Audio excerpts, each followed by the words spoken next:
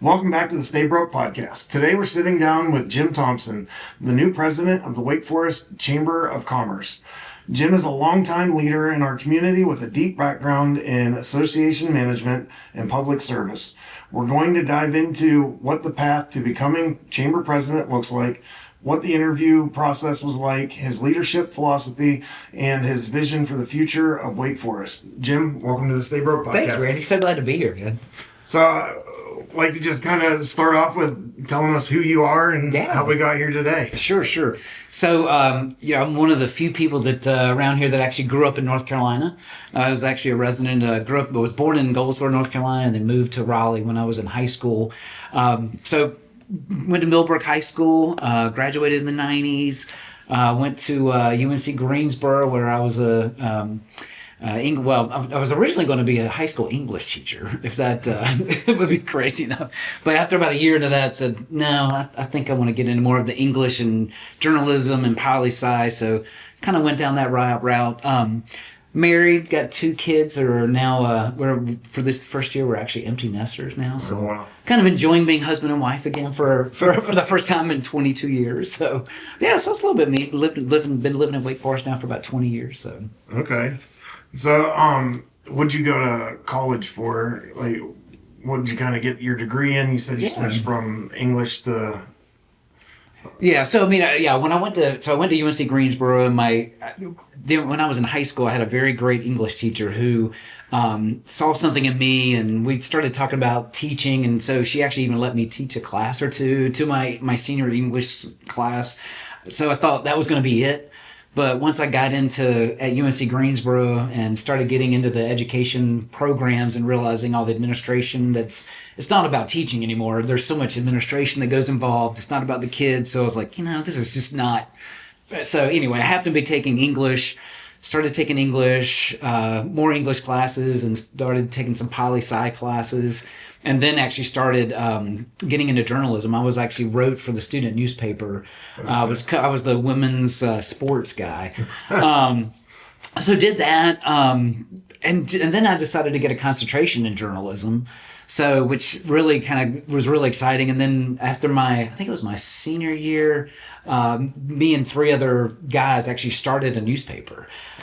Granted, it only lasted for about 6 months, but it was a great experience. I mean, it was called the Student Union, and the idea was that it was going to be a newspaper for all of the colleges and universities in the Triad area. So, Greensboro College, Guilford College, UNC Greensboro, North Carolina A&T, Guilford Tech. And it was fantastic. I mean, like I said, it had a good run, but we learned quickly on from a business perspective that if you don't sell advertising, you can't really pay for the paper. So we learned a very crucial lesson at that point. But then I started, I interned when I was at UNCG with the News and Record in Greensboro, and then ended up getting a job there and worked in the newspaper business for, 5 years, and then fortunately saw the writing on the wall and got out. So was that kind of your direction? Like you said that you got into political science. Were you interested in politics? You're just kind of exploring different options, trying to figure out what you wanted to do? Yeah, I was just exploring different things. I mean, I was always fascinated by the election process. I mean, I remember as a young kid, like following the Carter-Reagan election. I mean, that was something that I vividly remember, like just being really interested and fascinated by the whole political process.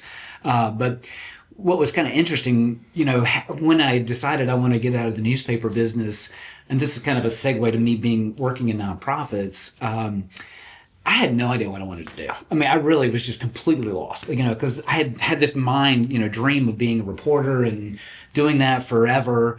And then when I was realizing that this is just not, I found myself like getting excited when I would hear there was a shooting like somewhere, because this is going to be an A1 story. And I'm like, I don't like that feeling. Like, I don't, interviewing somebody who's, just lost their son in a car accident, just those things they started wearing on you, after a while. And at the time I was really involved in the community doing like volunteer work with the Greensboro JCs. And so I actually, believe it or not, went back to UNCG and talked to a career counselor there, and I don't know what I want to do. I have no idea what I want to do with the rest of my life. I'm so stuck. And so fortunately, she was smart enough to have some deep conversations like, what do you like to do? What do you find enjoyable? And when I started talking about my volunteer work and the community service that I was doing, she said, you get this like spark in your eye, this like twinkle in your eye every time you talk about the volunteering community service. She's like, have you ever thought about working in nonprofits? And of course, I'm like, well, I already work in the newspaper business. So I don't make any money. Well, I don't want to work in a nonprofit that doesn't pay any money. She's like, no. You can actually make a pretty decent living in nonprofit work. So I shifted and there started my career in the nonprofit world, which has been going on for now, 25 years. So I think there's off topic, but there's such a big push to steer people away from going to college now. Right. Like, you grew up in the era, we grew up in the era where four-year school. Have to get a degree. Absolutely. But I think there's something to be said for like, there's a certain path that you can take that can be successful going through college, and most people just get that piece of paper and then they never think about that college again. Right. But there's so many resources there that you can go back to. Absolutely. Or like taking advantage of an internship, or working with the building that you're, there's so many things you can do along the way to get more than just the degree. Like, absolutely. if you're going to be there, take advantage of everything. Absolutely. Well, I mean, I think that was the thing about being in Greensboro, and I always tell people, when you're in, when you live in a community, you shouldn't just live there. You should be a part of it. I mean, like, get involved, find a way to connect with something, because those are the things that will fuel your passion and, give the, just sense of life, purpose in life, other than just going and working at a job 9 to 5 every day. And if it wasn't for me doing that, I probably never would have found a career that I'm in. Right. So, which is great. So how'd you transition into the full-time nonprofit space? So funny enough, this is obviously back in the day when they actually had, classified ads in the paper, in the newspaper.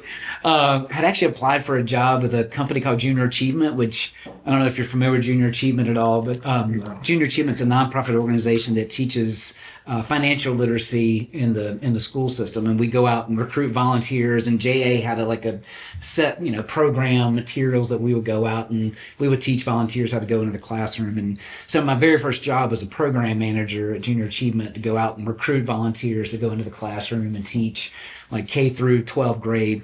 It was great. I enjoyed it a lot. Unfortunately, fortunately, I should say, they always say, like, the best person to learn how to manage from is the worst managers.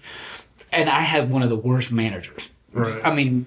She was awful. She was one of these like micromanagers that literally I would go out on a meeting with a volunteer to like recruit them into volunteering. And we lived in this old house, we worked in this old house, and she would always wear heels. And I just remember coming back from meetings, and I probably had PTSD from this. Like, I could hear her heels like coming up the stairs, because I knew what she was basically going to, interrogate me and like, how did the meeting go? And what did you say? And when they said this, what did you say about that? It was just this constant like, would you like to do this job? Because I thought you hired me because I was the person here. So anyway, needless to say, that only lasted for about a year. And then once again, I kind of went back to the newspaper, looked in the, want ads, and saw this job for this marketing specialist for the North Carolina Association of Realtors. I'm like, what is that? Like, I didn't even know what an association was. I mean, I knew what a realtor was, but I didn't really understand what that exactly meant. But I just knew it was marketing. I'm like, well, I'm a newspaper guy. Like, obviously, I've got skill sets for that position. So, interviewed for that position, ended up getting it. And I was in the North Carolina Association of Realtors for about 5 years, but I was only in that position for about a year and a half. It wasn't even quite a year exactly. Anyway, it was a little over a year, but during my like annual evaluation, I had put something down on my, they always ask the question like, so now where do you see yourself in like 3 years kind of thing on this job? And I wrote down that I could see myself being director of business development. It wasn't even a title that existed in the organization at the time, but a week or two later, I get this call from our president. Hey Jim, can you come down to my office? And I'm like, I want to talk to you about your review. And of course, I'm thinking, like, oh crap! I got to go down to Tim's office. What's going on? So I walk in. And I said, he's like, he pulls out my evaluation. He's like, tell me about this director of business development thing. I'm like, well, I don't know. I mean, I just think it makes no sense that you've got, so-and-so selling advertising for the magazine over here. Somebody else is doing sponsorship sales.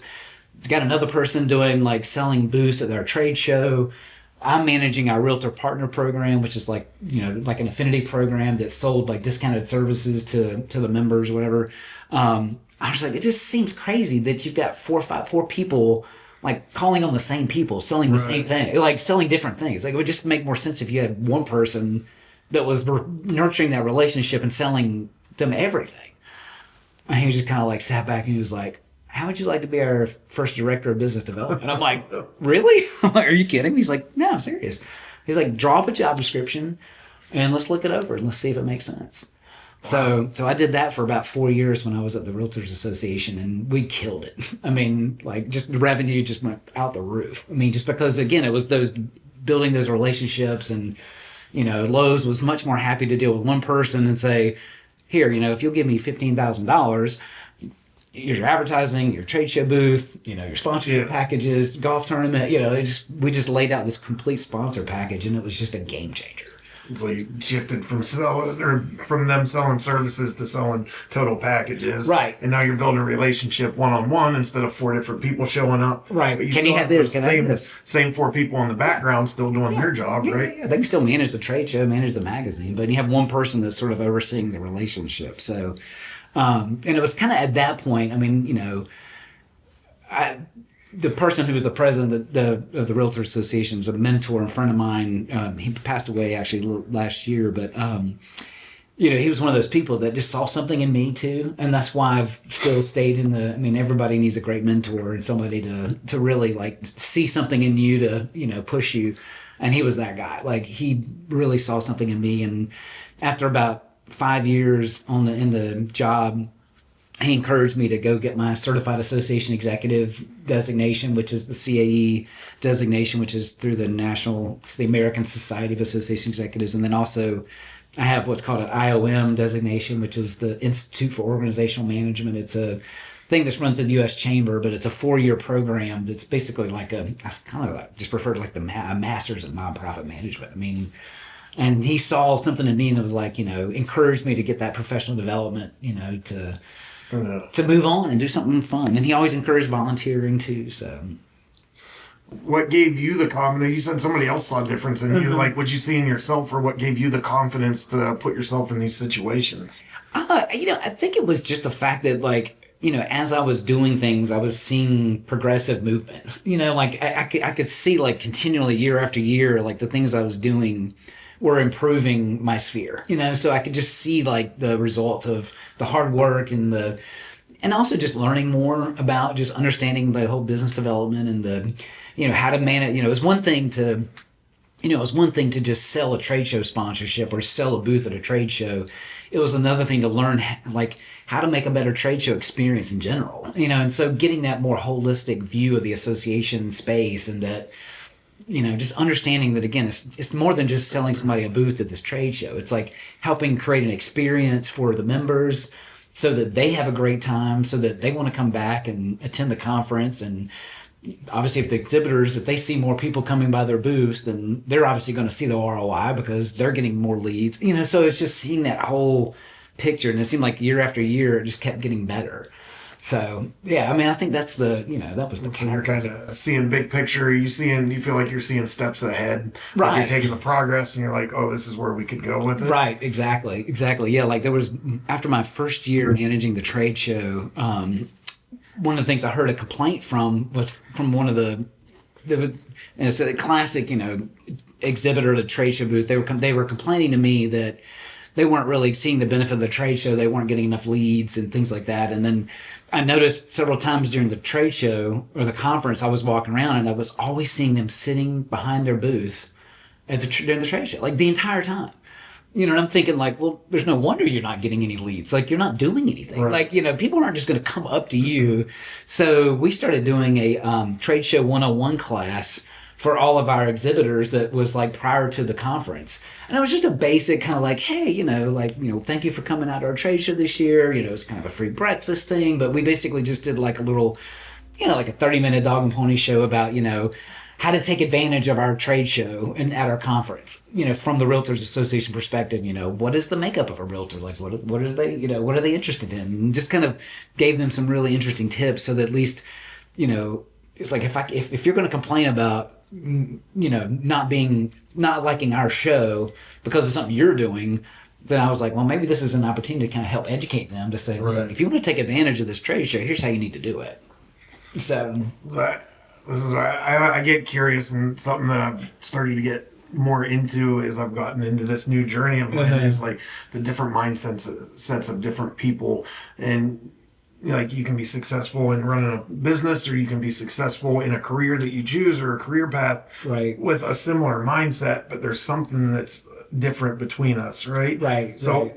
what you hit that point where like you're hitting your stride, you're seeing steps ahead, Right. you're making changes, you're seeing results, but your thought isn't, I should go into business for myself. Right. Why not? Honestly, I really started falling in love with the profession.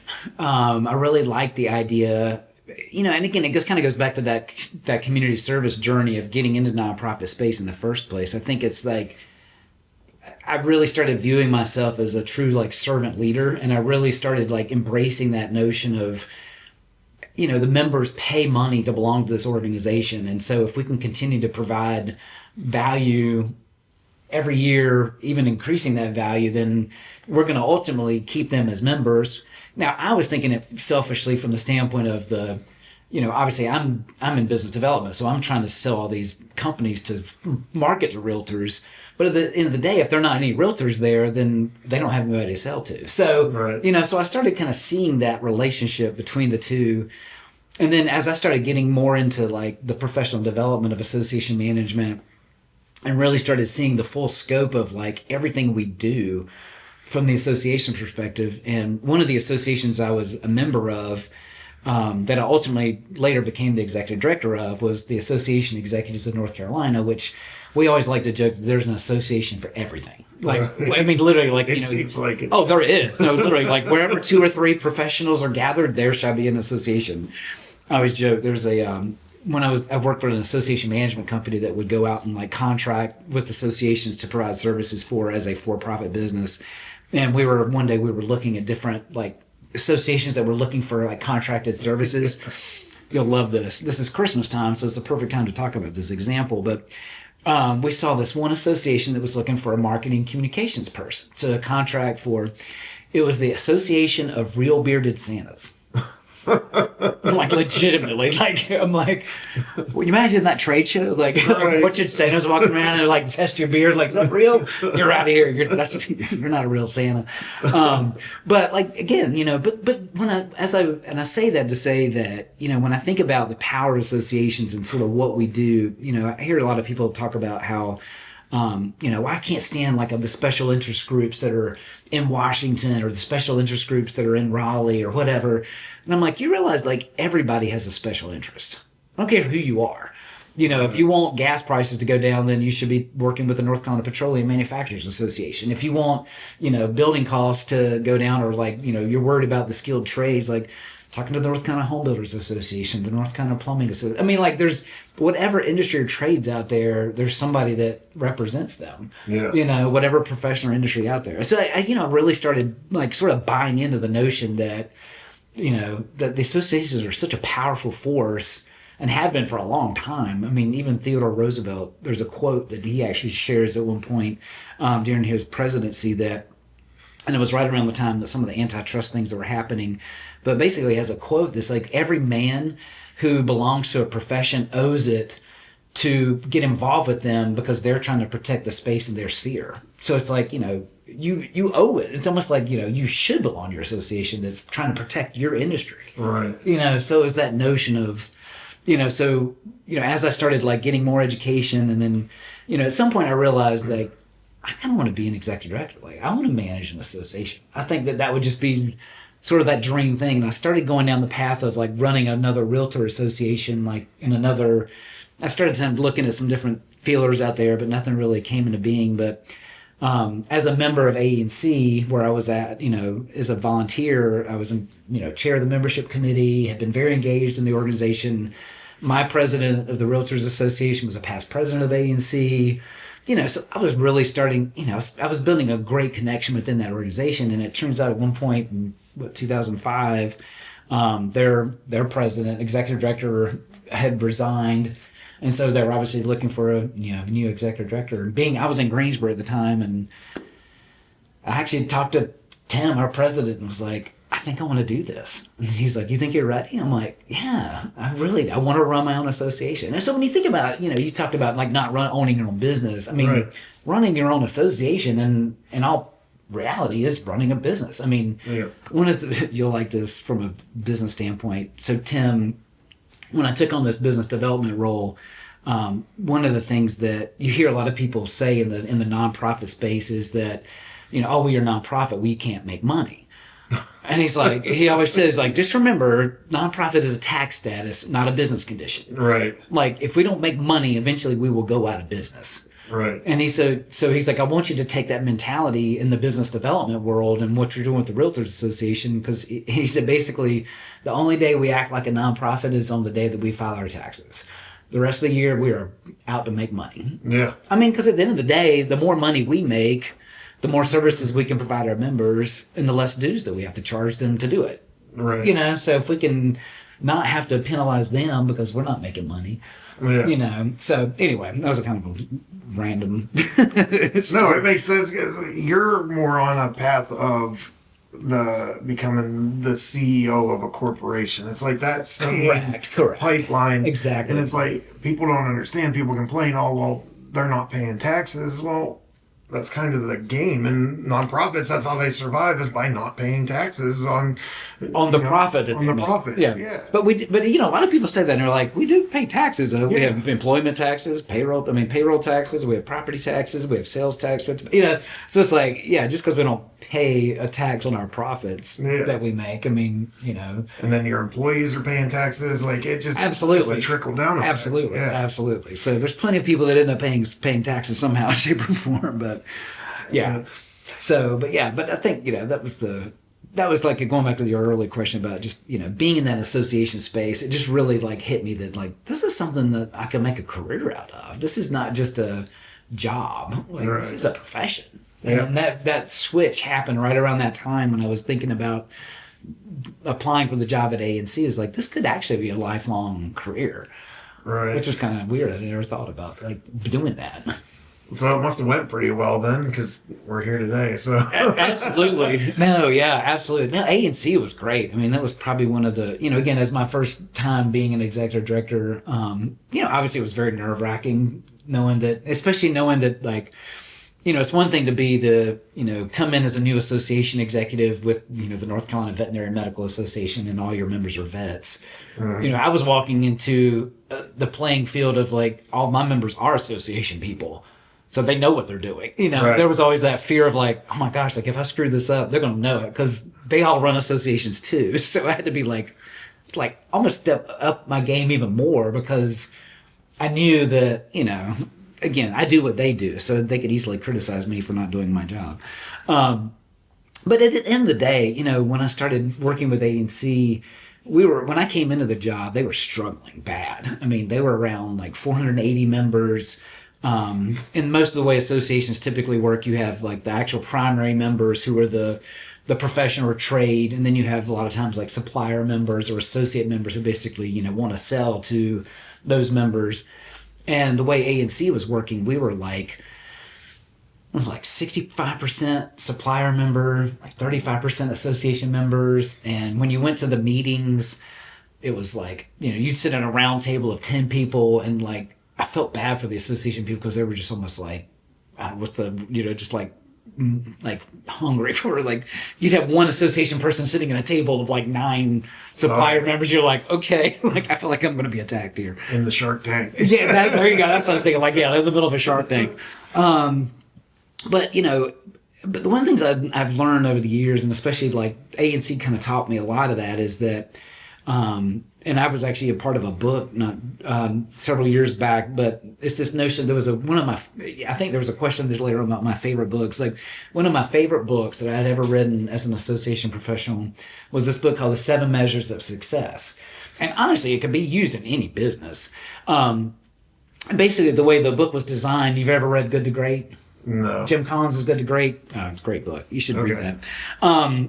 Well, Jim Collins' book, Good to Great, basically what he does is he goes in and looks at 2 comparable organizations, so like Gillette and Schick, and says, okay, like they're both good groups, good organizations, but one of them's great. Right. You look at like, Kmart and Target. Like Kmart at the time like wasn't bad. They just weren't great like Target is. And so he went and did this like comparison of all these like businesses comparing good to great. And it's like, what is that differentiator? What is it that makes that business go from being just a good business to being a great business? Because there's little nuances that make it happen.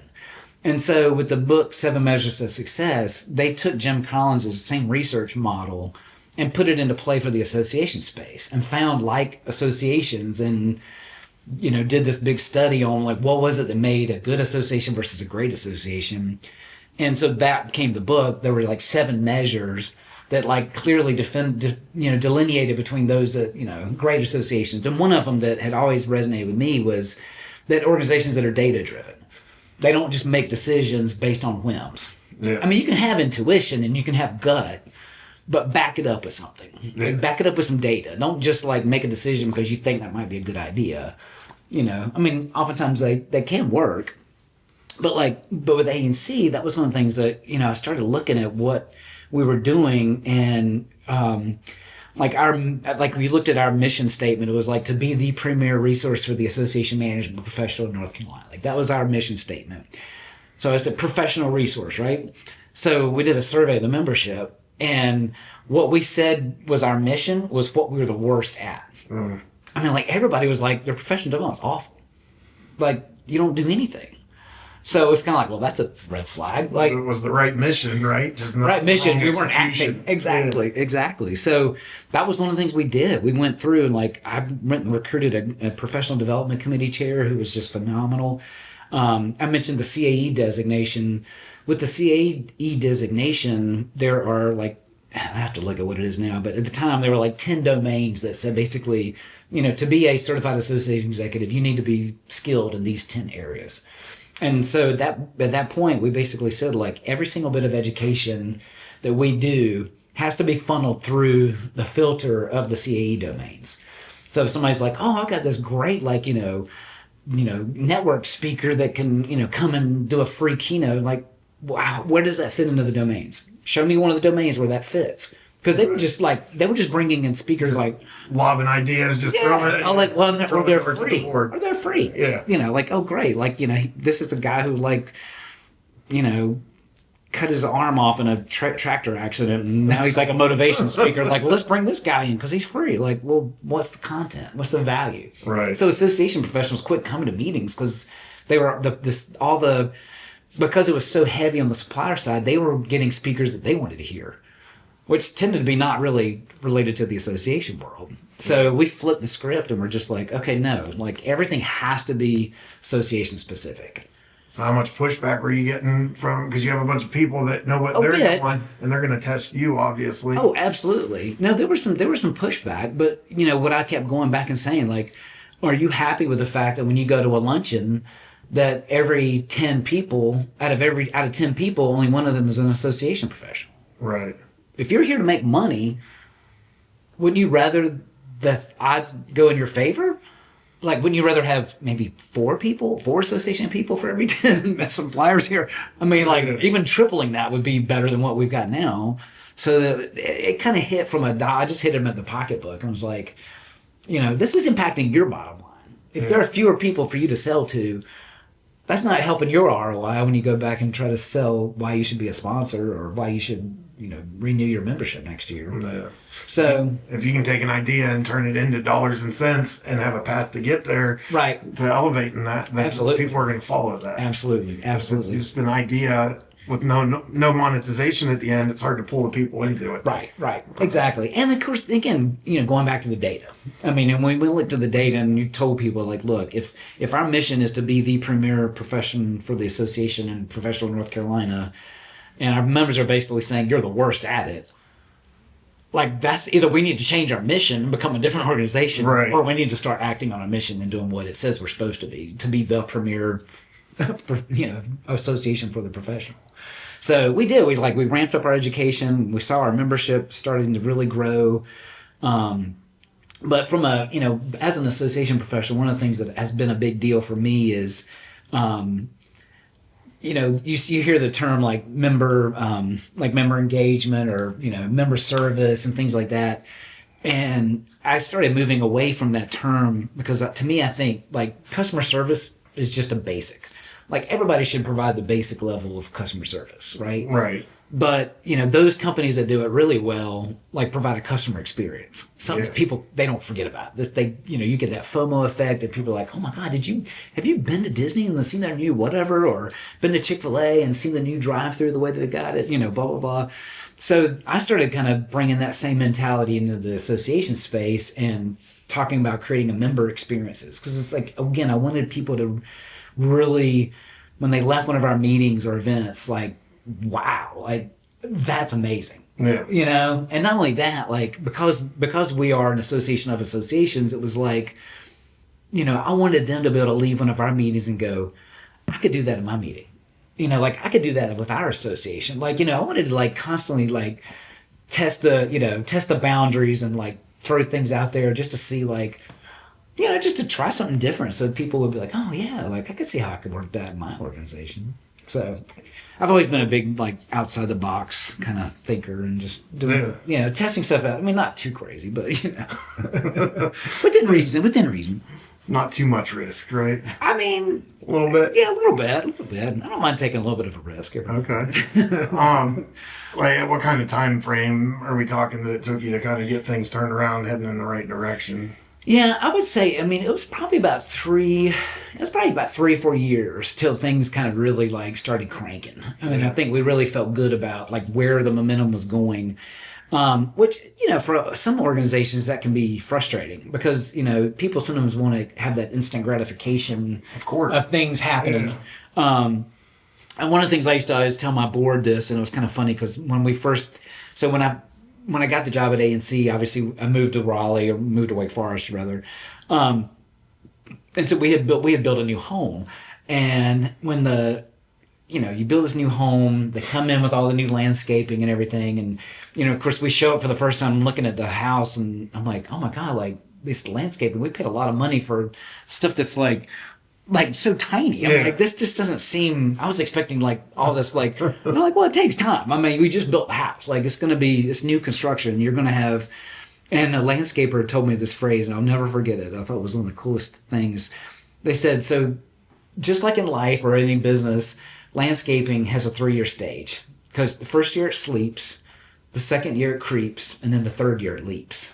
And I was like, that's interesting. I'm like, that could be applied into business too. Because, your first year you're sleeping, you're like building the foundation, you're building the root structure, but you don't see it, but if you don't do all that work in the beginning of laying the foundation, then you're probably not going to have any growth ultimately. So then that second year, and then it starts creeping a little bit because now you got a good foundation. And then it starts, and then once that third year hits, it's like boom, like you're ready to take off. Right. And I was like, that's so metaphorically correct for like the association world or other business worlds. Is really almost anything really. Right. I mean, it's that sense of needing instant gratification that ruins so many people. Right. Because they have this idea of what they want to get to. Right. But if I can cheat a little bit and get some results here along the way, well, then next thing you know, you're derailed or you went too far off, and then you're never going to get to where you wanted to be. Exactly. And that's one of the things I told our board. I mean, because they were in this notion of creating these like, multi-year, like 5-year, 7-year, like strategic plans. And that was one of the things I convinced the board. I was like, let's just do a 3-year plan. Yeah. Like, just keep it simple. Let's focus on like 3 or 4 goals.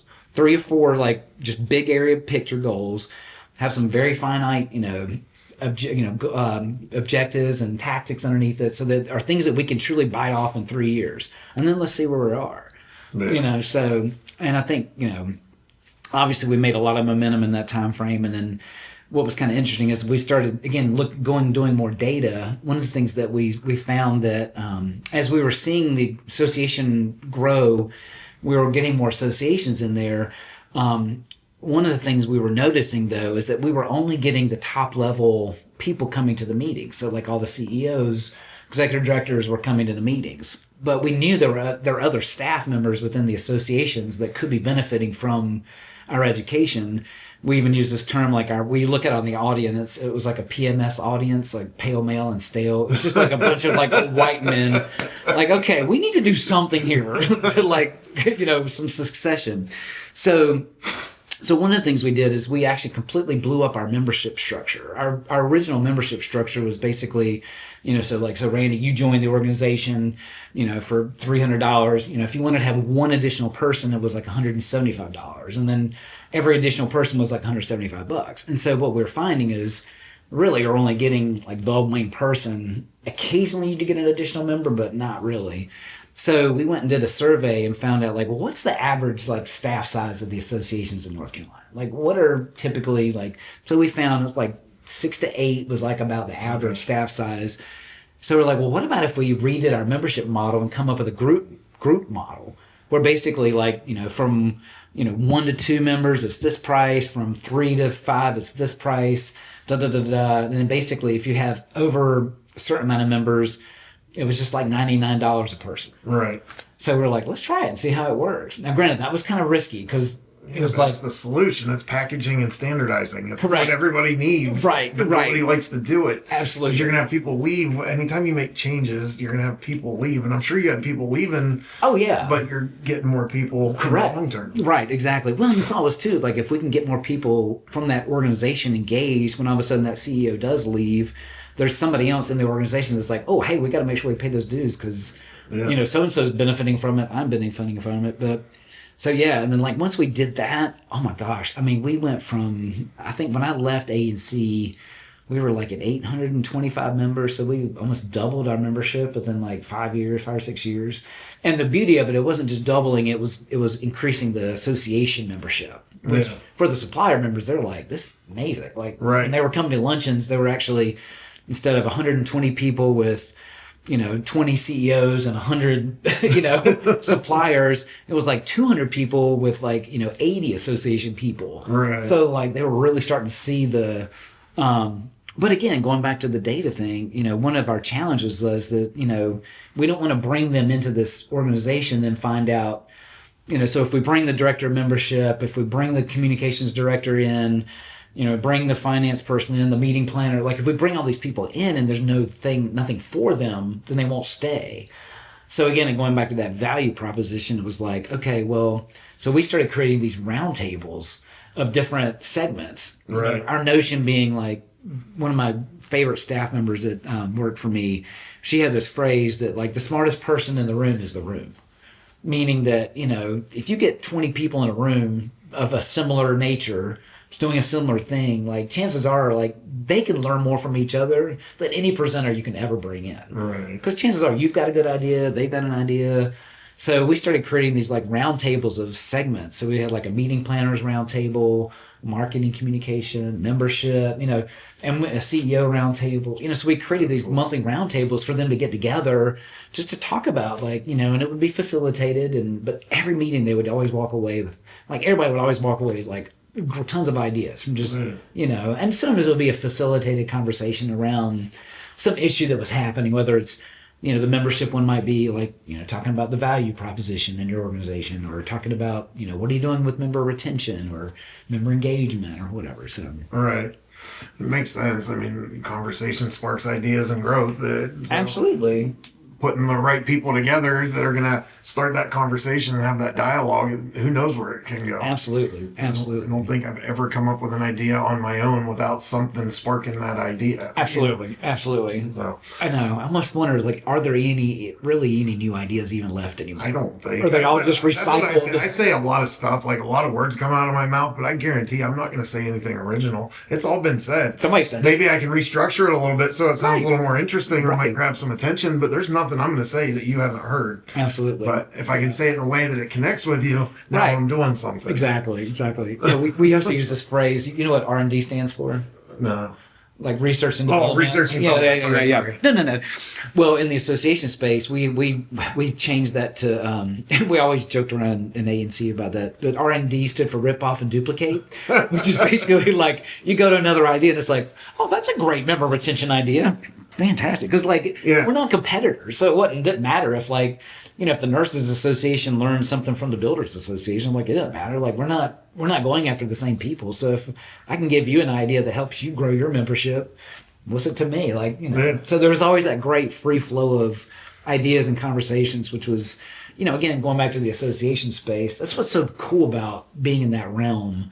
And that is, that there's all these different professionals that are working together to kind of like expand their knowledge and expand their sphere and just trying to like improve the industry or whatever the case is. But chances are they're not really competitors because they're doing it in separate areas. Right.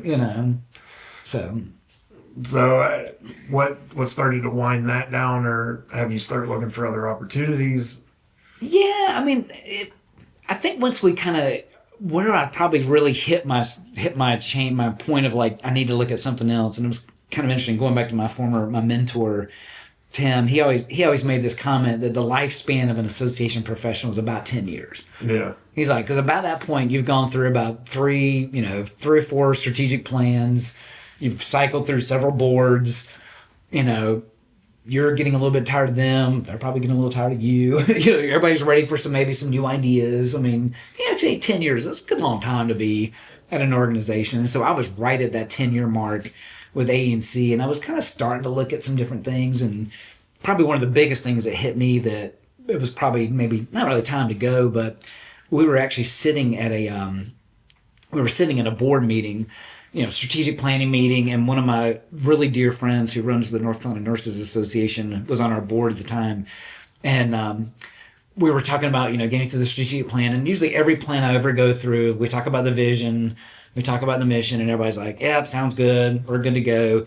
And our the Nurses Association president, she said, I think we need to change our vision. And I'm like, what? Why? Like, it's to be the premier resource for the association professional. Like, that's our vision. Like, what would you want to change that? And, this is, of course, after being there for about 8 years. And she looked right at me and was like, so tell me something. Who does what we do better than us now?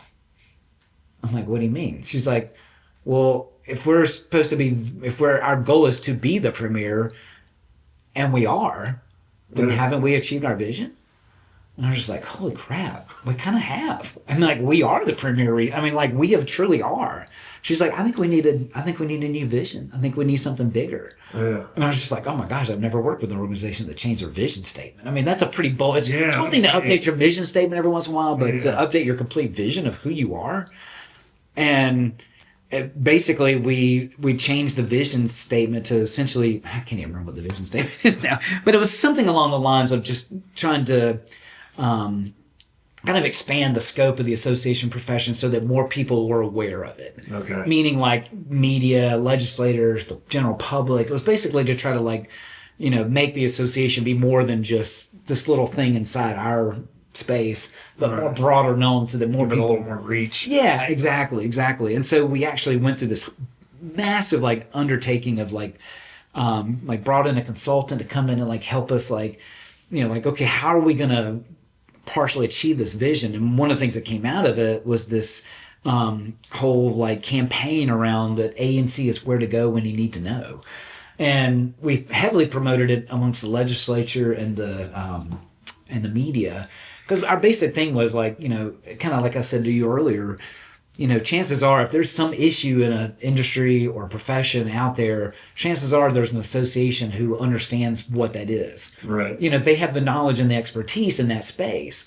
Now, sometimes they can be competing. I mean, you may have the home builders and the general contractors or the architects and the general contractors that don't necessarily see eye to eye on certain things because the general contractors think architects are a bunch of artsy fartsy people and don't understand building specs, and the GCs think architects think the GCs are a bunch of blue collar people that know anything about architecture and design. Yeah. But at the end of the day, if there's some sort of battle between the two and you're a legislature and there's a bill that comes across your desk and you're like, I don't really know much about this issue. Chances are you can find somebody who's going to be supporting it and find somebody who's against it. Yep. And you'll probably find that in the association world, because chances are there's a special interest group out there that either represents that issue or is against that issue. And so our thing was as a legislature, you owe it to yourself to reach out to an association professional anytime you have questions about anything regarding legislation or policy or whatever. So yeah, so that was the big thing, and it was right around that point I was like, all right, I've been here almost 10 years. I've completely redid our vision. Yep. You know, ready for a new challenge. Yeah. I was curious if you have the same mindset of like you like finding a problem, fixing a problem, Yes. the execution of it, but then the mundane, Yes. keeping it going. Yes. 'Cause, like I can't. I'm terrible at that. That's me. I want to find that next problem, that next thing that I can solve and Right. build and create and keep moving forward. And I'm sure like I've been in that situation too, where it's like, I don't want to go through that again. Like I just went through that for this many Right, years, right. fixing everything and like, great. Do I really go want to in fix this it direction. again? Do I want to do that again? Cause it's another 8 to 10 year commitment. Right. But it's enjoyable though. I mean, I like I like being a part of organizations that are struggling to see that it's like I don't know. I'm such a dork when it comes to probably OCD when it comes to like my yard and things like that. Like there's nothing more rewarding than like going out because I have a very nice like manicured lawn. But like there's nothing better than like mowing your grass and then sitting back and like looking out over it and going like, oh my God, that looks so good. Like because you see the transformation. Right? Yeah. I like being able to visually see like a transformation in progress, even if it's like getting a new haircut or something like just that new change. I guess I'm one of those people. I've never been opposed to change. Right. I like change. I kind of embrace it to some degree and probably like encourage it to some degree, like force it sometimes. That's the only thing that you can bank on is change. Right. Everything's going to change. And So if you don't, embrace it. you're going to go away. You're going to become obsolete. Exactly. Well, it's kind of like our conversation earlier around like AI. Yeah. People who don't embrace that will find themselves really hurting, especially if you're, in your, 30s or 40s and you're still 20 years left in your career. Yeah. If you're thinking that this is not going to be something that's going to take off, then you might as well find something else to do, maybe like something in a skilled trade where you're just using your hands, because if you don't get AI, it's going to take over. It already is. I mean, it is. It's changing like every 6 months, it seems like something new is like coming so fast. It went from like just from my level, like starting to use it, which I'm not a tech person. I've never been into any of that stuff. And then when I started this firm, it was like, all right, I need to do something to catch up. Like I'm playing catch up. So I start looking at AI and start using it. And I'm trying to do my branding myself and do all this stuff. And I'm using ChatGPT and like, it won't create photos. And I'm like, what the heck? And then like, it wasn't but like 3 or 4 weeks later, I'm riding in the truck with my operations manager. He's like, check out these photos I created on chat. I was like, they don't create photos. He's like, yeah, they do. They do now. So I go on there and now I created our whole brand out of that. And it was like, just in that short period of time, it evolved that quickly. And like the changes I've seen now that I'm using it on a daily basis is just, it's phenomenal. Right. I mean, we can't even fathom what's even next. Yeah. So I'm just scraping the surface of it. Like what I'm using it for, like it's helping me a lot, but like I haven't even scratched the surface of what it's capable of. Oh gosh. Oh yeah. There's so many great things. I mean, that's one of the things I really want to try to like, especially like in the association nonprofit realm, is like, because one of the things that we always are struggling with in the association space, at least I would say most associations, kind of like I said earlier, nonprofits are in that 6 to 8 staff people. So, they're always trying to do more with less resources. Right. So, being able to embrace that kind of technology, and it's like, I've got all this data. What do I do with it? Here's this AI tool that says, like I mentioned during our earlier conversation about doing strategic planning, years ago when I would do strategic planning, you'd have all this open-ended data that, you get 100 people that, you're happy that 100 people responded to this survey, but you've got 100 people that responded to the survey. So you've got all this data to sit there and call through and figure out, all right, what's the common thread between these 100 people that responded to what are the strengths of our organization? Like, that's a lot to go through. But now with ChatGPT and, man, you pop that in there and be like, can you give me can you summarize and give me bullet points for like what were the hottest topics in these things and give me like an executive summary of each bullet point. Like seconds. Yeah. And next thing you know, it is just called through like, 100 responses to a survey and whittled it down into like 5 bullet points with an executive summary for each thing. And it's just, I never could have imagined that before. No. That would have taken hours. And that took seconds. It took me longer to type it in, to copy and paste it That's right. Into ChatGPT and intended for it to figure it out. Well, that's the nice thing. You don't even have to type most of the stuff in. You take a picture and send it into Absolutely. it, and it'll do it for you. Absolutely. Upload a Word doc and be like, here you go. Can you like look at this and like write me a summary of this? Like, boom, here you go. Yeah. Yeah, I know. That's crazy. It's even like for us, for our utility company, it's made us way more bilingual in all of our meetings. Like I'm able to double do it, and we're able to do it in real time, and we're able to get more engagement from the customers. Yeah, just from our Oh, staff just internally. even. Yeah, internally from the people that they might speak English but not fluently or not comfortable with it, so they'll wait until after the meeting's over, or they won't engage. The engagements went up, like getting a lot more feedback in our meetings, and it's getting to play with it. Like I can put it in here and have it read it to them in real time and watch their reactions. Wow. Opposed to handing them a sheet of paper. So depending on what I'm saying, sometimes I'll hand them a sheet of paper, or sometimes I'll just stand up there and say, play. Look. And then I can watch like how they're interacting, the body language of it. It's like, I've never had that option before. God, that's amazing. So it's a game changer for sure. I love it. I love it. All right, so all this association talk is so hard because it's so far from anything I've ever done or been associated with. It's such a different mindset, and for a lot of small businesses, it's like you're speaking a foreign language. Like, we don't even know what we're talking about. But you did transition then into something that does speak to the small businesses. Yeah. And you found a problem to solve for sure. Right. So do we want to start talking about the chamber a little bit, or was there in-between? Well, there was an in-between in the space of in between A&C and the chamber, for about 10 years, I actually worked for an association management company. So in the association space, there's obviously your standalone nonprofit organizations that are, managed by their own internal staff, but there are obviously a lot of associations out there. I mean, what did I think? There's like at one given time there's like 80-some thousand registered like 501c6 organizations in the U.S. today. Yeah. So I mean, not all of them are, AARP that has like a $40-50 million budget and can have 150 staff and all that stuff. There are a lot of small associations out there who, for whatever reason, they just don't have the means to really hire their own staff or afford their own overhead, or because as being a business owner, I mean, probably one of your business most expensive expenses is overhead. Right. I mean, a lot of that goes to staffing, buildings, facilities, all the equipment. I mean, just all that stuff. I mean, so an association management company basically comes in and says, okay, as our association management company, if Randy, you have the ABC Association and you've only got a $200,000 budget. It's like, all right, I'll tell you what, why don't you pay us $50,000 of that and we'll be your association.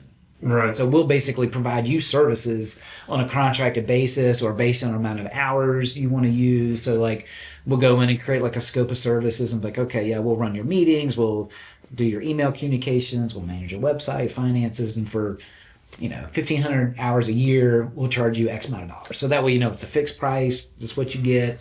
And so, like, there's several association management companies that are out there, and that's kind of what. So once I realized that I was like done with managing A&C, I kind of started looking at some other options, and actually had two different opportunities to work for an AMC.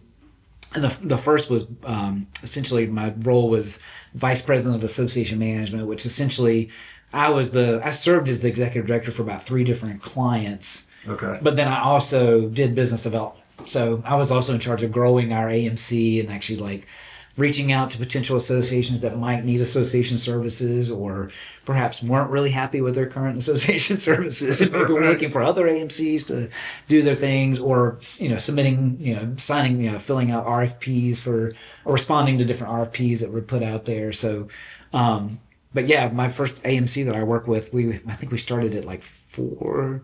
We had 4 clients, and by the time I left, we were up to about 15 clients by the time I left. So, that was definitely, again, it's providing those solutions for them. Right. And to me, like from an association, again, somebody who's so bought into this space, I felt like I was almost doing a duty to like these different organizations, because it's like, if it wasn't for us, they might not be even able to do some of these services.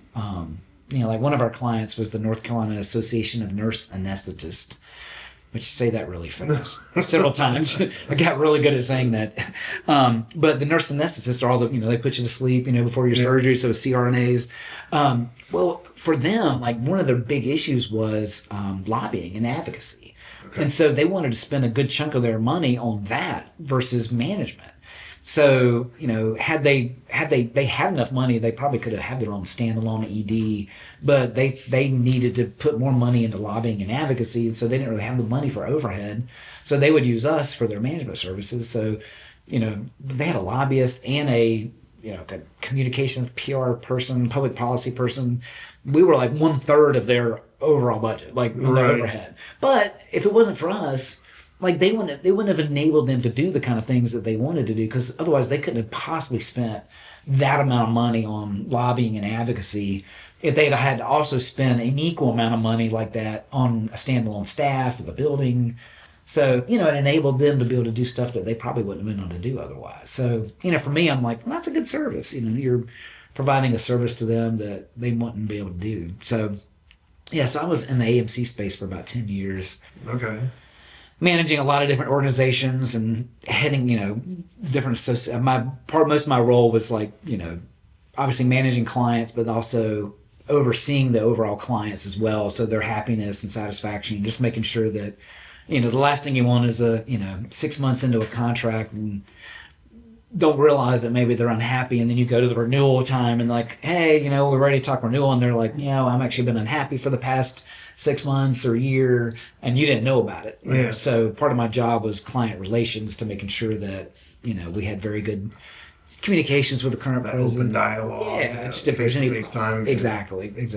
So, but yeah, and then and then all of a sudden Chamber happens to have an opening, and I'm like, another challenge. enter another challenge to work on. Yeah, for sure. What's the word I'm looking for? You have the unions. It sounds like the associations are kind of like the unions started out as like advocacy. Yes. And being able to deal with the politicians. Correct. All the higher end stuff Very of it. much so. But I guess, I don't know. What's the difference between that? I guess? So the big difference between a union and an association is as an association, we can't collectively bargain for pay. Sure. So, like, we can advocate that, like the NCAE in North Carolina, which is the North Carolina Association of Educators. I mean, they can go down to the General Assembly once a week and be like, teachers need to pay more. But they can't go in and actually say, okay, we are going to strike and collectively bargain with them to determine what's the pay rate or pays is going to be. They just don't have that authority to do that. They don't have the ability to collectively bargain on your behalf. Good. Yeah. No, I needed that association, something to understand, like on stuff that I've dealt with. It's like trying to understand, like you're throwing a lot of stuff at us, and it's like, man, I've never dealt with it. Like, how does this make sense? And that's that's the big thing. And like with unions too, like for most part, like they are strictly focused on the really like the working conditions of employees. So whether it's the safety issues, pay, healthcare, those kind of things. Whereas like on the association side of things, again, we can advocate for those things, but most of our focus is, in addition to the advocacy and things like that, it's the professional standards that we try to set. I mean, most every association out there has some sort of credential or certification that basically says, I mean, you look on the back of every toothpaste. I mean, what does it say? Like, approval of the ADA. Right. So that's the American Dental Association. I mean, like they've been vetted out by the ADA to say like, yes, this Crest toothpaste is actually good for you. Like, it's got that seal of approval, or whatever. But, that's one of the things we've always talked about from the association space is, I am a big believer in small government and trying to like limit government intervention in business as much as possible. And that's one of the things I think that's great about associations, because we do so much continuing education and certifications and accreditations and things like that. we basically kind of tell the federal government and state government, like, we got this. Right. Like, let us regulate ourselves. Like, we can actually create standards. It, and then let us handle Yeah, and then you stay out of it. Like, let us manage the standard settings and certifications, because we can, we're the professionals. We know what we're doing. We don't need, the federal government to come in and regulate, this is how, this screw should be inserted into that drywall. Like, right. Let a contractor who does this on a regular living, decide, like, that's a standard that we should set. Yeah. Like, y'all stay out of it. Which is always a good thing, because have less government involvement. All right. I feel good about it. That makes a lot more sense. I'm just going to wrap my head around it. Hey, look, it's taken me 20 years to be in this space. 25 if you count, like, everything. You said 501(c), right? 501(c)(6). Or 501(c)(6). Yeah. And then that's a professional trade association or a professional organization. Okay. And then that links them to a nonprofit. Or the 501 is non. The 501(c) is a nonprofit. Right. Yeah. And there's, this is crazy to think this. I can't remember the exact number, but I think there's like 30 different like 501(c) categories. Yeah. There's a lot, but not many of them are. There's only a few that are used pretty regularly, like C3, C4, C6. Which are C3, I guess, is the charitable ones. Yeah. Right. Those are the charitable ones. So when you said that, it just got me thinking about all the stuff we just went through with budget cuts and all this stuff. Where were you at in that transition? Where did you see any huge budget cuts come through? No, not too bad. I think because like with the chamber, we're a C6, so we don't really see that as okay. So you were already over to the chamber by the time. Well, and most of the groups I've ever worked with have always been like C6 organizations, like professional trade groups. So fortunately, I've never been, other than my first job at Junior Achievement, but that was a C3. But most of the time I've been involved in like the C6 space. So it's more pro-business, pro-industry, and they don't really, they're impacted, but it's more like impacted by what the economy's doing, not necessarily like budget cuts. As you can imagine, like the 2008 recession impacted a lot of professional trade associations, especially in the real estate space. Or wherever. The builders, everybody. Everybody. 100%. Yeah, of course. Obviously, the pandemic was one of those. Like that was probably one of my. I think that was one of the questions. Like one of the worst times to ever be in the space was during the pandemic. Yeah. You're talking about having to change. Associations I mentioned earlier. So much of our bread and butter is education and professional development. Now all of a sudden it's like, oh, by the way, I know you've been talking about, being more inclusive and providing virtual experiences for people, and like associations for years are like, we'll get to that. That's a lot of money. Our conferences make so much money. We'll get to that. And all the time is now. Yeah, the time is now. You don't have an option. You need to go all virtual. Yeah, that was probably I probably lost more sleep in a 6-month period than I think I've ever done in my professional career. I literally thought I would just anxiety just to no end. Yeah. Just having to move, moving a. Well, but not knowing, that was the hardest part. That period where it's like, who's essential, who's not. Are they really going to ticket us if we're out on the streets? And what's this mean for my employees? And what's this mean? That not knowing, I felt so stuck. I can't make a decision because I don't know. No. I have no clue. I'm emailing the governor. I'm like, I need some direction here. Right. I have people depending on me. Exactly. What am I doing? Right. Yeah. Now imagine you're managing a national association that's dealing with different state regulations and who can travel, who can do what. Yeah, one of the largest associations that I worked for was the National Association of 4-H Professionals. So if you're familiar with 4-H, it's all of the staff that manage 4-H programs all across the country. And we were having our conference in Idaho in 2020.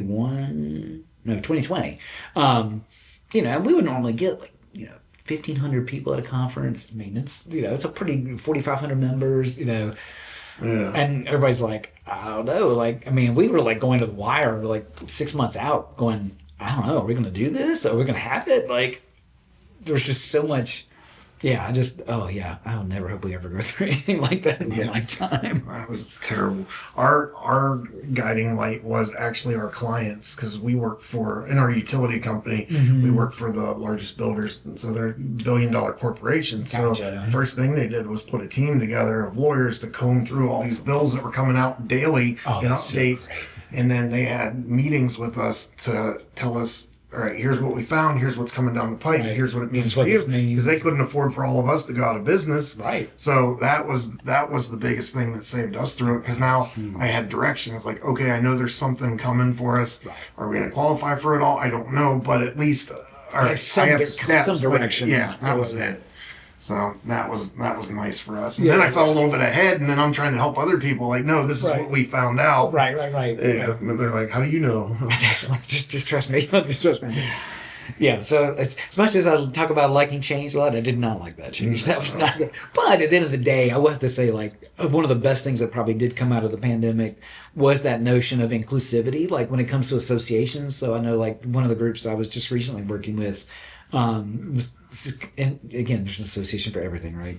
So this group called PRIA, which is the Property Records Industry Association. Right. So basically, like, you go and purchase a home, they file the deed with the Register of Deeds office. So the Register of Deeds were our members. So all the Register of Deeds from all across the country were members of our association. And we, like, by the time when I started there, we had like about 750 members. And when I left, we were just over 1,000 members. We started seeing some great increases at our attendance at our meetings, but one of the reasons was we implemented a virtual option to our conferences. Like, so that one year they went completely virtual, obviously. Yeah.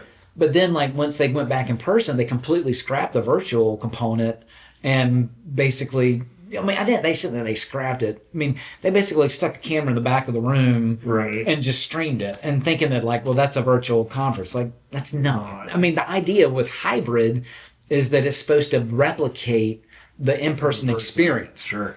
Versus, so basically we really worked really hard to try to, like, and again, going back to that whole data conversation, we surveyed, like, members who had never attended the conference or only had attended virtually, and basically did like a town hall session with all of them. And they were like, what would make this experience better? Like, what would help? And so we created some different, like, things for the hybrid meeting that, like, actually made it more engagement. Like, we actually had, like, a person, like, a separate station set up that had the Zoom chat going, and we're actually, like, communicating with them while they were watching the thing, so we could actually, and, like, when we did breakout sessions, we actually did a breakout room, like, just for the virtual attendees, and facilitated, like, a roundtable conversation with just them. Right. So, like, they were getting, like, a feeling of, actually being a part of it and engaged, versus just sticking a camera in the back of the room. It's like, now here, go watch this for 16 hours over the next 2 days. Like, that sounds awful. Like, yeah, it's terrible.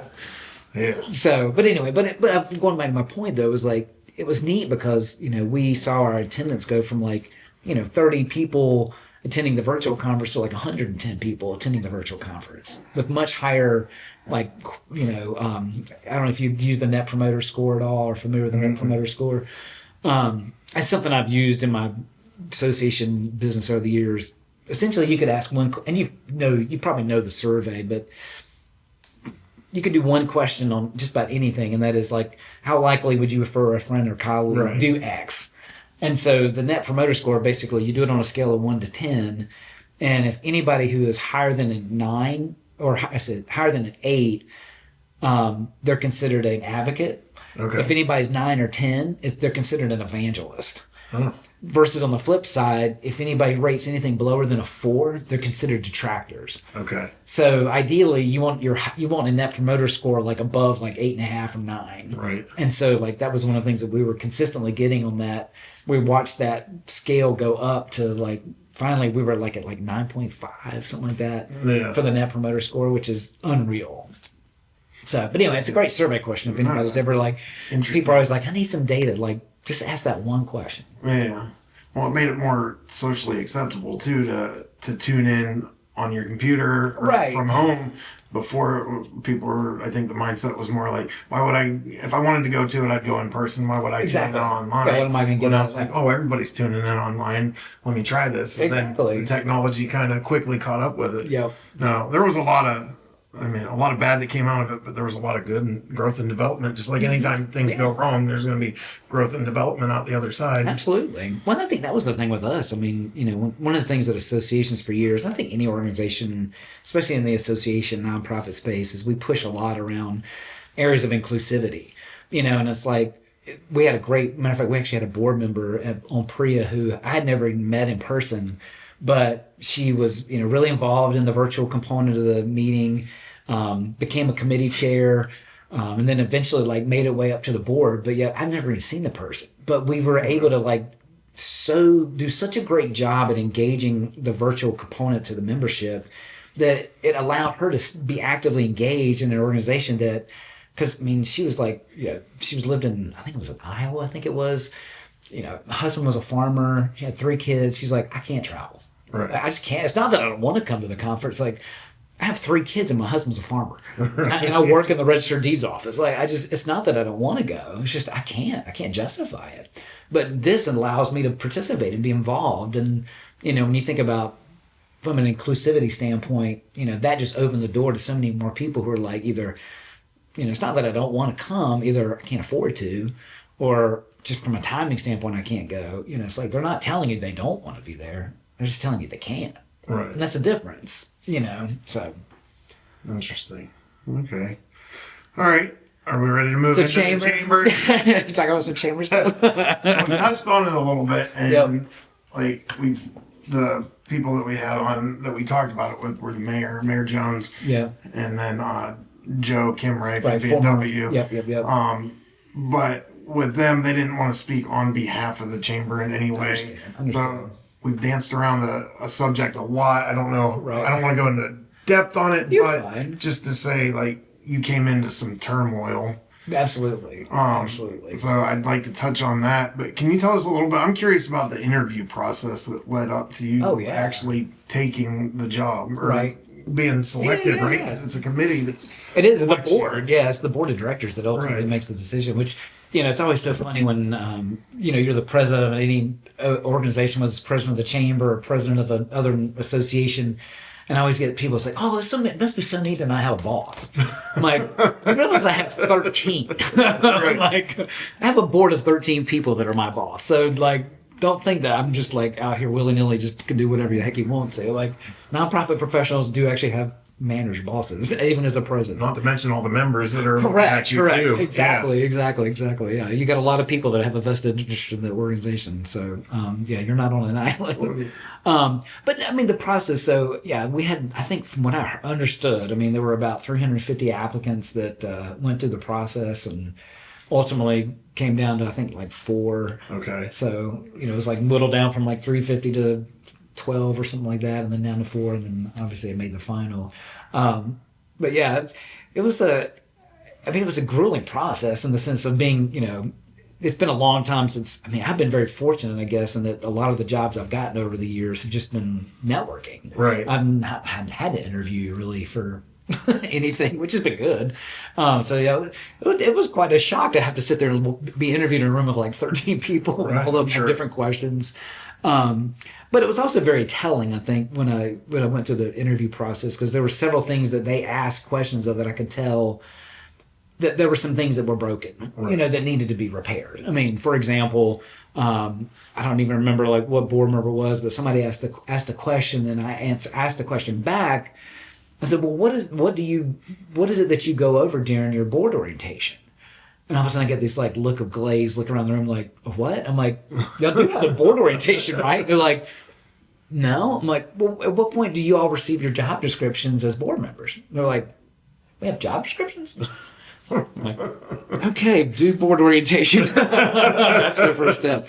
But like one of the things that I did to prepare for the interview is I kind of went through and sort of like, what would I do like in my first 100 days of sort of, you think about any position you take and that has a big responsibility to it. You kind of need to have sort of like that 100-day plan of like, all right, within 100 days, these are the things that I'll do.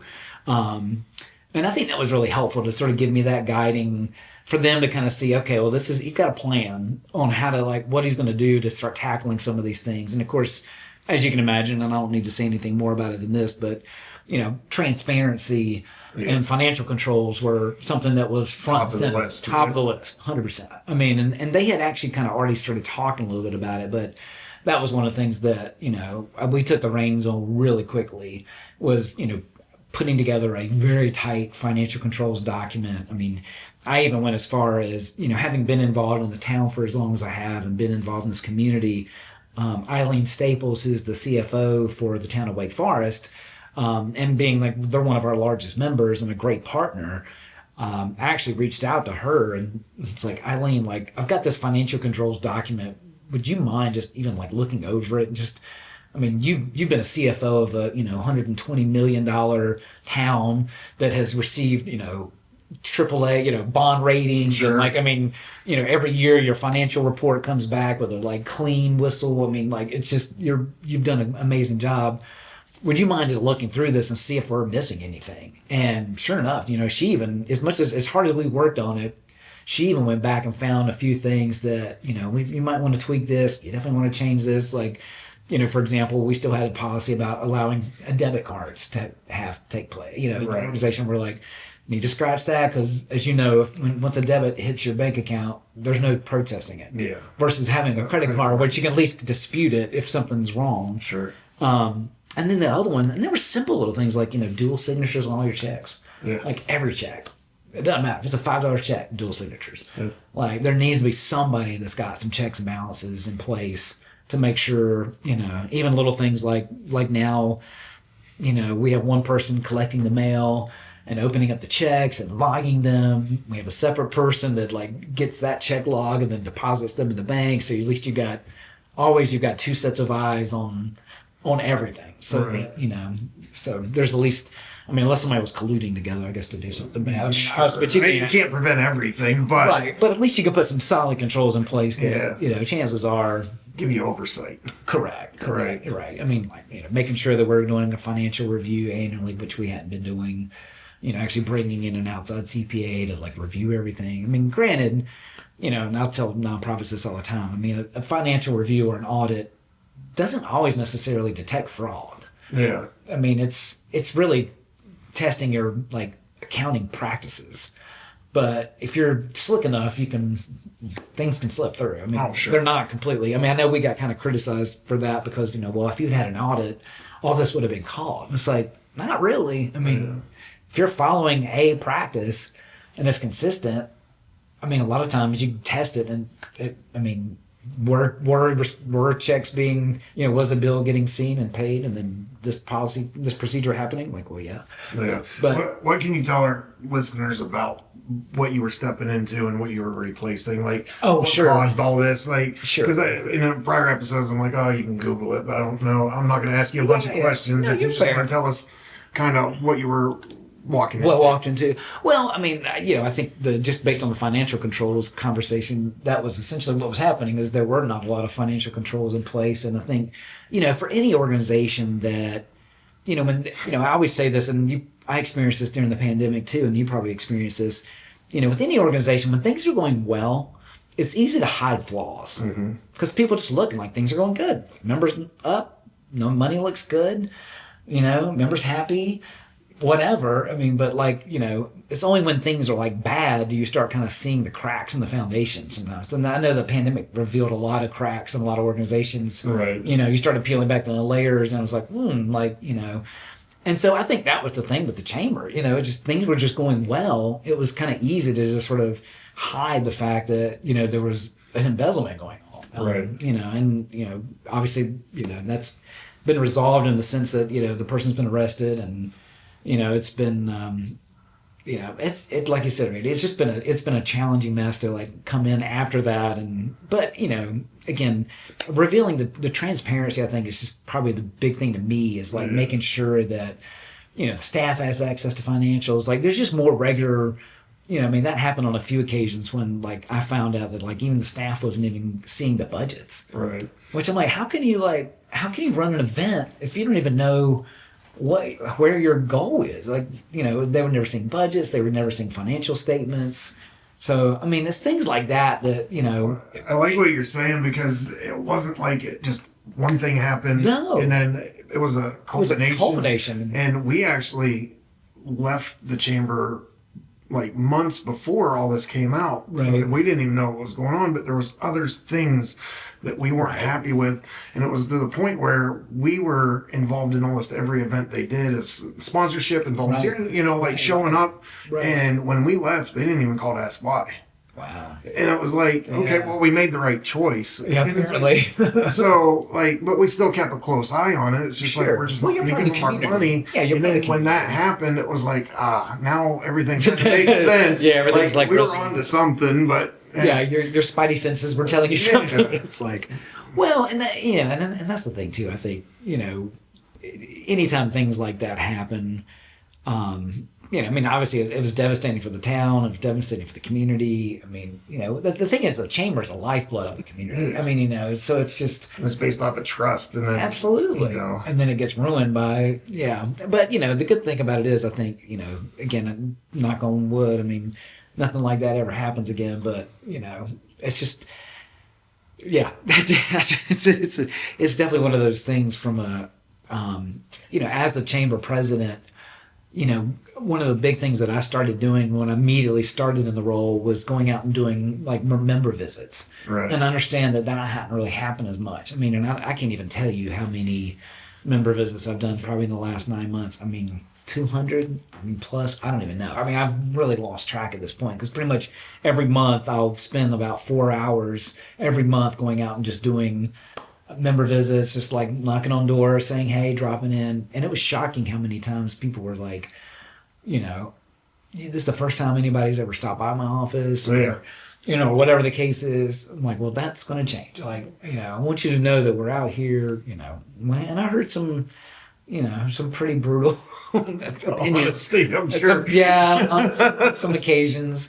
But I mean, you know, I think the fact is like, you know, we've got a great team of the chamber, and you know, we've got a great staff, and it's just such a great mission. I mean, you know, when you think about what we do in this community in terms of, you know, the history of the chamber, and that's one of the things I keep trying to tell a lot of people too. Like, while this was obviously a very unfortunate situation, you know, it's a blip in the 78-year history of the chamber. Sure.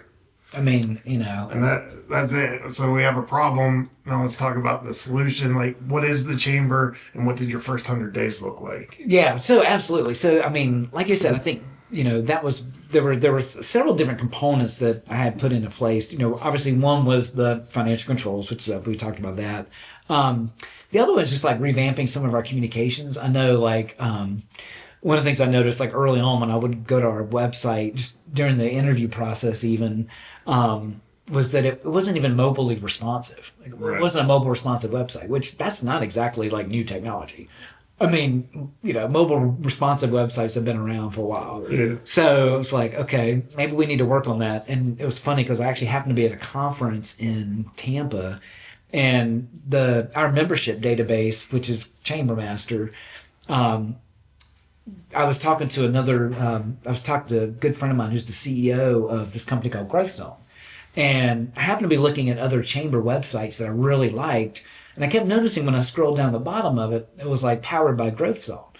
So I ended up running into Paul at this conference. I'm like, Paul, like, you have to tell me about this Growth Zone thing. I'm like, maybe we need to look at, you know, maybe moving. I'm like, I love your websites. I love some of the templates, and, you know, I'd love to talk to you about maybe seeing about doing something like that for the chamber, because we definitely need a new website pretty bad. I hope you're enjoying the podcast so far. We're so fortunate to be able to book such amazing guests, but booking a guest every week is proving to be a real challenge. And one of the biggest things keeping us from continuing to book amazing guests is they're waiting to see our channel get a little bit bigger and for the interviews to get shared a lot more. So please help us out just by giving this a quick share. If you're enjoying the content, give it a like. This will help it get this story out to a lot more people and help us to continue to book amazing guests so we can keep bringing this info and entertainment to you and doing the most we can with this opportunity we have. Thank you. Enjoy the rest of the interview. When I was running for the Board of Commissioners for the town, I was up, they had the candidates forum or whatever. And after I was done with the candidates forum, I was walking and just talking to people in the audience. And this guy comes up to me, I mean, countries you would not believe. And he was like, hey man, he's like, I was looking at your bio. I'm like, yeah. He's like, what's this Association of Executives of North Carolina? I'm like, well, it's an association of associations. And he just kind of let me, he's like, man, he's like, that sounds like a front for something. I'm like, no. I'm like, it's real. I'm like, it's been around since 1955. He's like, I don't know, man, that don't sound real. I'm like, well, they pay my bills. I'm like, I promise you, it's not a front. I'm not like laundering money or something. Yeah. But I mean, to your point, like you're hearing all this stuff about the associations and like, Yeah. okay, wait a minute. There's an association for associations? What do you mean? Like, I mean, if you're just a layman, like that could sound a little like, what the, like, what do you mean? And then there's an they're all association? talking about the C3, and then you're saying you're a C6 or a 6, Right, you know, right. like, and it's like, okay, there is a difference. So there's so many blanket statements. Oh my gosh. And that's why I like asking different guests about it. So Right. what was your experience with it? Not what's your opinion and what do you think happened? Right, Like, right. what Tell was me your the actual, experience like, while you were going in through the it? trenches, like, what is Yeah. this all about? 100%. All right. So you're talking about So I'm down in Tampa at this conference, and I run into Paul, who's the CEO of this company called Growth Zone, which is a membership database company. And I had actually I've known him from years from a previous database company that he was the VP of. But anyway, so I was like, Paul, like, tell me about this Growth Zone thing. I would love to talk to you about maybe upgrading our chamber's website. And he's like, yeah, give me a call later on after the conference or whatever. And in like a day, he texted me. He's like, Jim, by the way, you're already using our product. I'm like, what are you talking about, Paul? He's like, so there's a database called Chambermaster, which is a old software that when Growth Zone purchased them in like 2017 or something like that. And so in 2018, the Chamber actually had the opportunity to upgrade to Growth Zone, the new database, but instead they decided to stick with Chambermaster, which is basically an antiquated database that we don't really update anymore. It's basically a legacy software that we just kind of keep around because there's enough clients that still want to use it. But he's like, honestly, other than just like patches and like fixing bugs on it, like we don't do any upgrades to that database at all. So I'm like, so wait a minute. So it's 2025 and they've been running on a system that was like pretty much dead in 2018? Right. It's like, yeah, pretty much. I'm like, okay, we need to make some changes. I'm like, why didn't they upgrade this? I mean, it was just one of those things like, you've had all these years to like upgrade your database and could have been doing some really cool things with it, but no. So we basically started slow and said, okay, well, let's at least get the website updated, do that. And like right now we're in the process of actually upgrading to the Growth Zone platform for our membership database, which will be like a game changer. I mean, in terms of just some of the things we can do.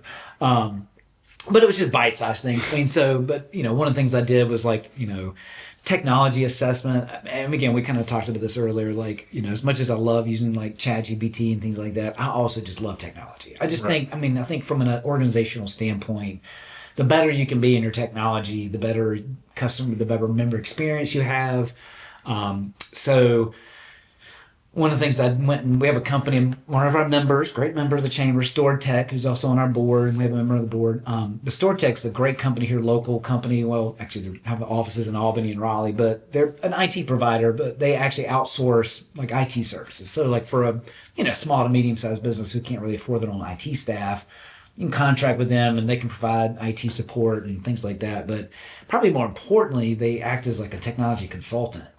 And so I immediately like reached out to Stored Tech within the first month that I was there and said, okay, I want you to do a deep dive, like assess everything, like assess all our technology, where we're at, what we're doing, how can we improve? I want a budget plan. Like I want you to like lay it all out, like just everything. Like don't hold back on what we need, just because again, it was one of those things where I'd rather know everything that's possibly we could be doing.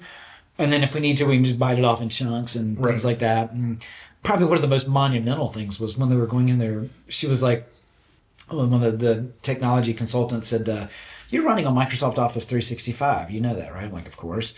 She said, which has Microsoft Teams, right? I'm like, yes. She said, do you realize because you have a foundation, going back to those fun letters, because we have a 501c3, also, in addition to our C6, she said, you can apply for a free license for Microsoft Teams phones. Like, wait a minute, are you kidding me? She's like, yeah. So basically, you could take your $170 phone bill and basically cut off $110 of it, and all you got to do is pay for the phone line, and it's like $68 a month. I'm like, holy crap. I'm like, well, let's do that. So like we upgraded changed our phone system. We upgraded the technology in our boardroom. We brought in a actual virtual, one of those boxes that has the camera in it and the the click share where you literally Right. like just plug in a button and it streams right up to your TV and everything. So, which we had North State Bank actually pay for that. They actually covered the cost of it. Nice. So getting some nice plugs in here for some of our very, very good supportive chamber members. But yeah, so, just going through and like making that, I found out that, if for whatever reason they weren't backing up the Office 365, like our shared drive, it hadn't been backed up. We weren't paying for a data backup, like a regular backup. I'm like, how much is that? I'm like, well, $25 a month. Let's start doing that. That would probably be helpful. Like, because my way, I guess Office 365, like it backs it up for 30 days automatically. Then But it's then gotta go after somewhere that, else. yeah. So we hadn't been paying for the additional backup after that 30 days. I'm like, that's probably something we should probably have a backup for. Yeah. Especially knowing everything we had just had happen. Because that was one of the things that was unfortunate about the previous situations. We ended up losing a lot of stuff just because of the transition and files that weren't, ever found and things like that, so. Which tends to happen when things aren't organized and there's a transition. Absolutely. So technology was a big thing. Member engagement, like I said, I mean, that was one of the things I really wanted to, again, going back to that whole thing about the member experience, I really wanted members to experience the chamber and experience the value and not just, matter of fact, we actually, when I had the opportunity to hire transition a part-time position to a full-time position, we changed the title of what would have, in most organizations might be like director of events or directors of membership or whatever. And we used the title director of member engagement because the idea is that, I want members to be engaged in the chamber. Because like one of the worst things you can ever have happen is, and I had this happen when I was A&C, and that was one of the things that really resonated with me. It was like, I would have a member to call up like, hey, I noticed you haven't renewed your dues, and it's like, can you tell me why? Like, well, I didn't really get to see the value of it. And I'm like, well, why didn't you see the value? Well, I didn't really get to go to anything. I really didn't experience. I'm like, so in other words, it's your fault. Right. I mean, I'd never say that, but I'm basically like, you didn't get engaged. But could we have done something to maybe get them engaged? And so like that notion of like member engagement and really trying to be more proactive about reaching out to members and don't let them lapse. I mean, like that was one of the things like, sorry, this is going back to A&C again, but one of the things that I started doing with A&C is trying to call members more frequently, just picking up the phone, having people call them. Because what I found is when we were doing renewal phone calls, the very first time I was at A&C, I got a few of these phone calls like, oh, now you're calling because my dues are due. Like you haven't called me any other time, but now that I haven't paid my dues, you're going to call me. Right. And I'm like, that's probably pretty crappy. I mean, in fairness, you're right. Like that's a crappy time to call somebody when you're just, I hadn't talked to you all year, but now I know you owe me money, so I'm going to call you now. Like now you care. And so that was one of the things I just, that flip and that mind switch of like, that mindset of just saying like, I don't want to be like the cable company that only calls you when your when your cable wheel's late. Right. You don't, I'm sure if you've switched to Spectrum, they're not calling you 6 months into the service and be like, hey, how are you doing? How's your service? Everything going great? They're not calling you. Yeah. Most service providers aren't calling you. You used to. Right. But nowadays, but now if you're late, they're on the phone quickly, So that was one of the things I tried to do is like try to call members more often outside of like when their dues are up. So it's not, so they don't see that correlation of like, oh yeah, now I know why you're calling me because I didn't pay my dues. But like I've done that with like our member visits. Like I'll actually have our staff member, one of our office managers, Nancy, like I have her pull the list of members that are up for renewal like 90 days before their billing date. And like those are the ones I go visit. So it's like, because I don't want them to correlate the fact I'm here is because your dues are late. Like I want to reach out to you before that happens. Right. So that when you actually do get that dues invoice, you're like, oh wow, like Jim stopped by here like 3 months ago or 2 months ago, whatever. Like I recently just saw him. That means something. Yeah. Versus like, me knocking on the door, I'm like, hey, you haven't paid your dues in a month. Like, oh, now you're here. I see. So like member engagement, that was probably a big thing. I know.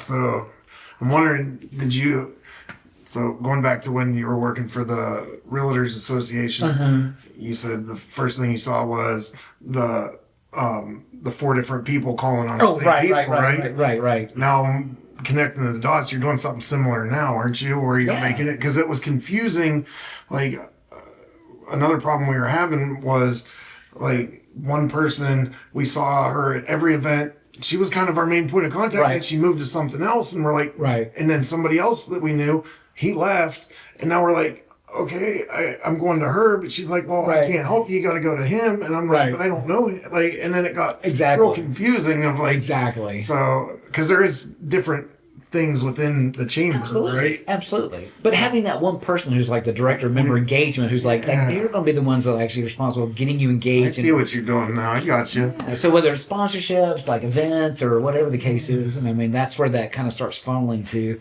Now, granted, we still do have the nuances of the foundation component and things like that, but and that was the other thing, you know, talking about in that 100-day plan was the foundation. I mean, unfortunately, that was probably one of the, I think the big side effects of everything that had happened with the transition was that the foundation kind of got put on the back burner.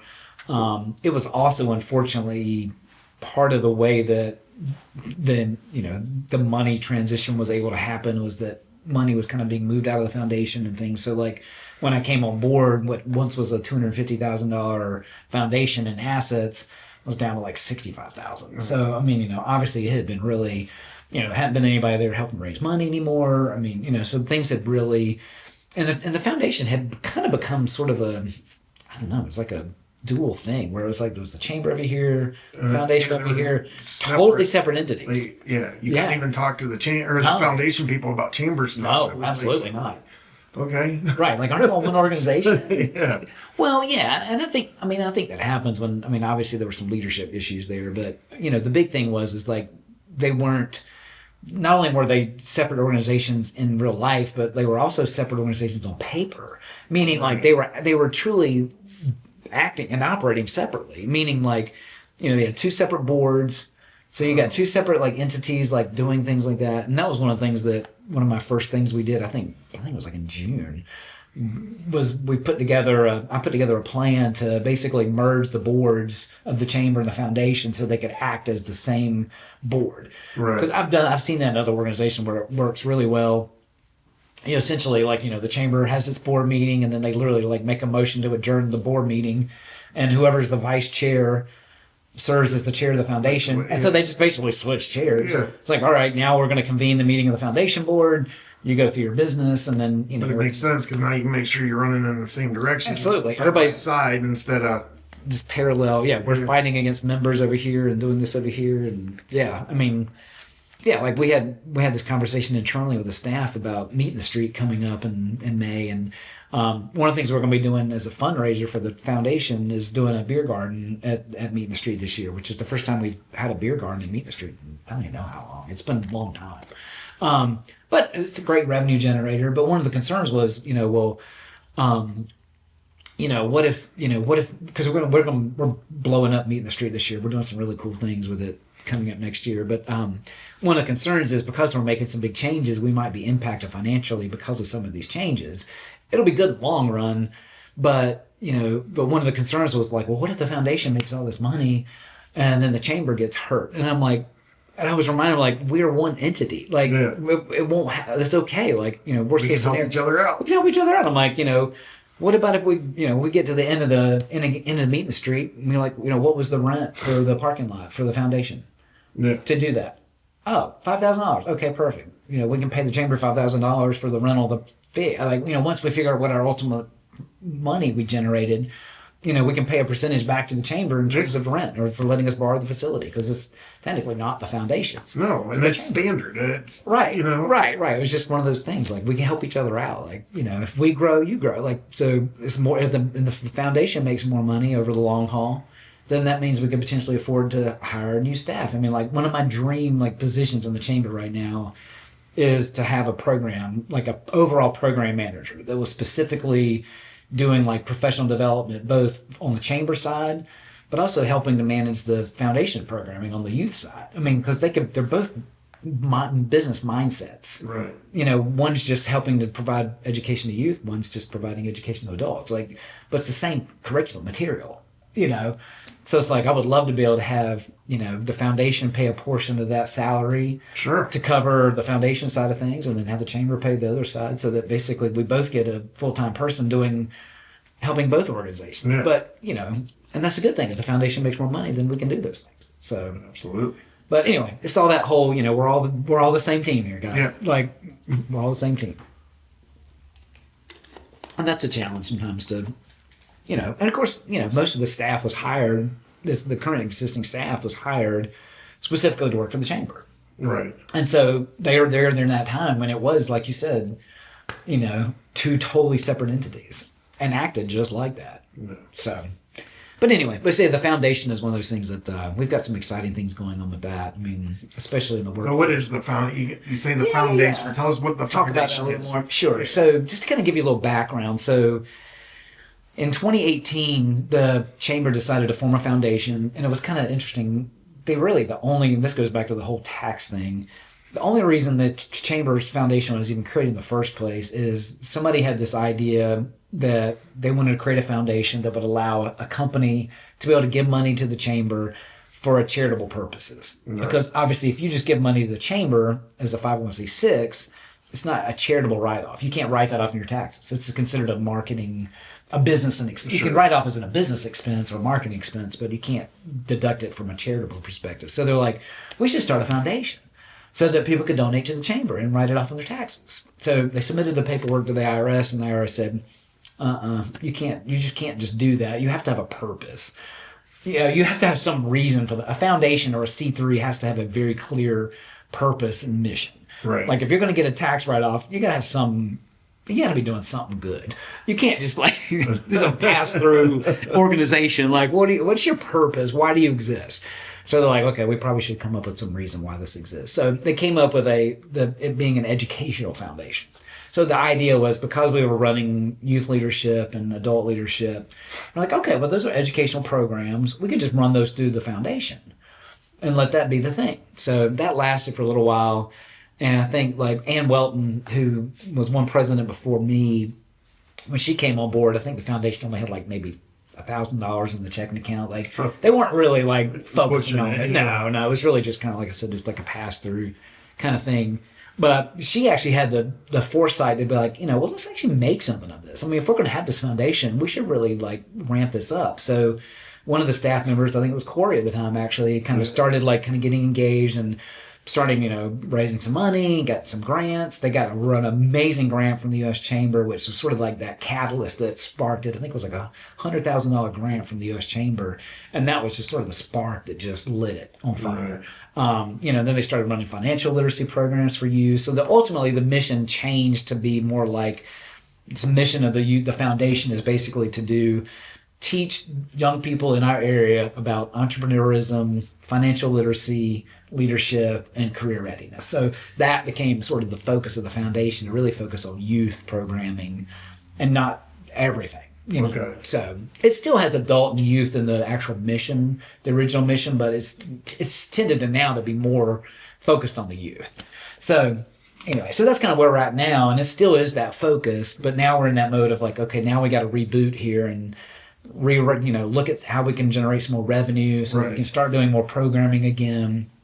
So we've created a foundation development committee now that's responsible for, fundraising activities and events, volunteer activities, kind of really just trying to develop the foundation from that standpoint. But then we've also I had a chance to go down to Sanford and Lee County, I don't know, this was several months ago. But they had this program down there called K-14, K through 14. And it was a partnership between the Lee County schools, the Central Carolina Community College, their chamber entity down there. And essentially their goal was, and it kind of going back to what you talked about earlier, their goal was how can we get every kid in Lee County from kindergarten through 14th grade? So, and I mean 14th grade, meaning like 2 years after high school. Right. And whatever that looks like, knowing that like not everybody needs to go to college.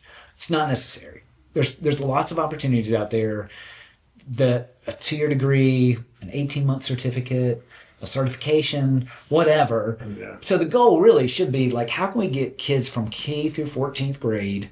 Now, if some of them ultimately decide to go to a 4-year school later on, that's great. Yeah. That's perfect. That's awesome. And we still need doctors and teachers and lawyers. I mean, they still need 4-year degrees to do those kinds of things. But anyway, so I was like, let's take that model. What if we took that model here and created this like K-14 advisory group for the foundation? So we're now like at our fourth meeting of this fourth iteration of this advisory group, but the name of it is North Wake Works for Youth.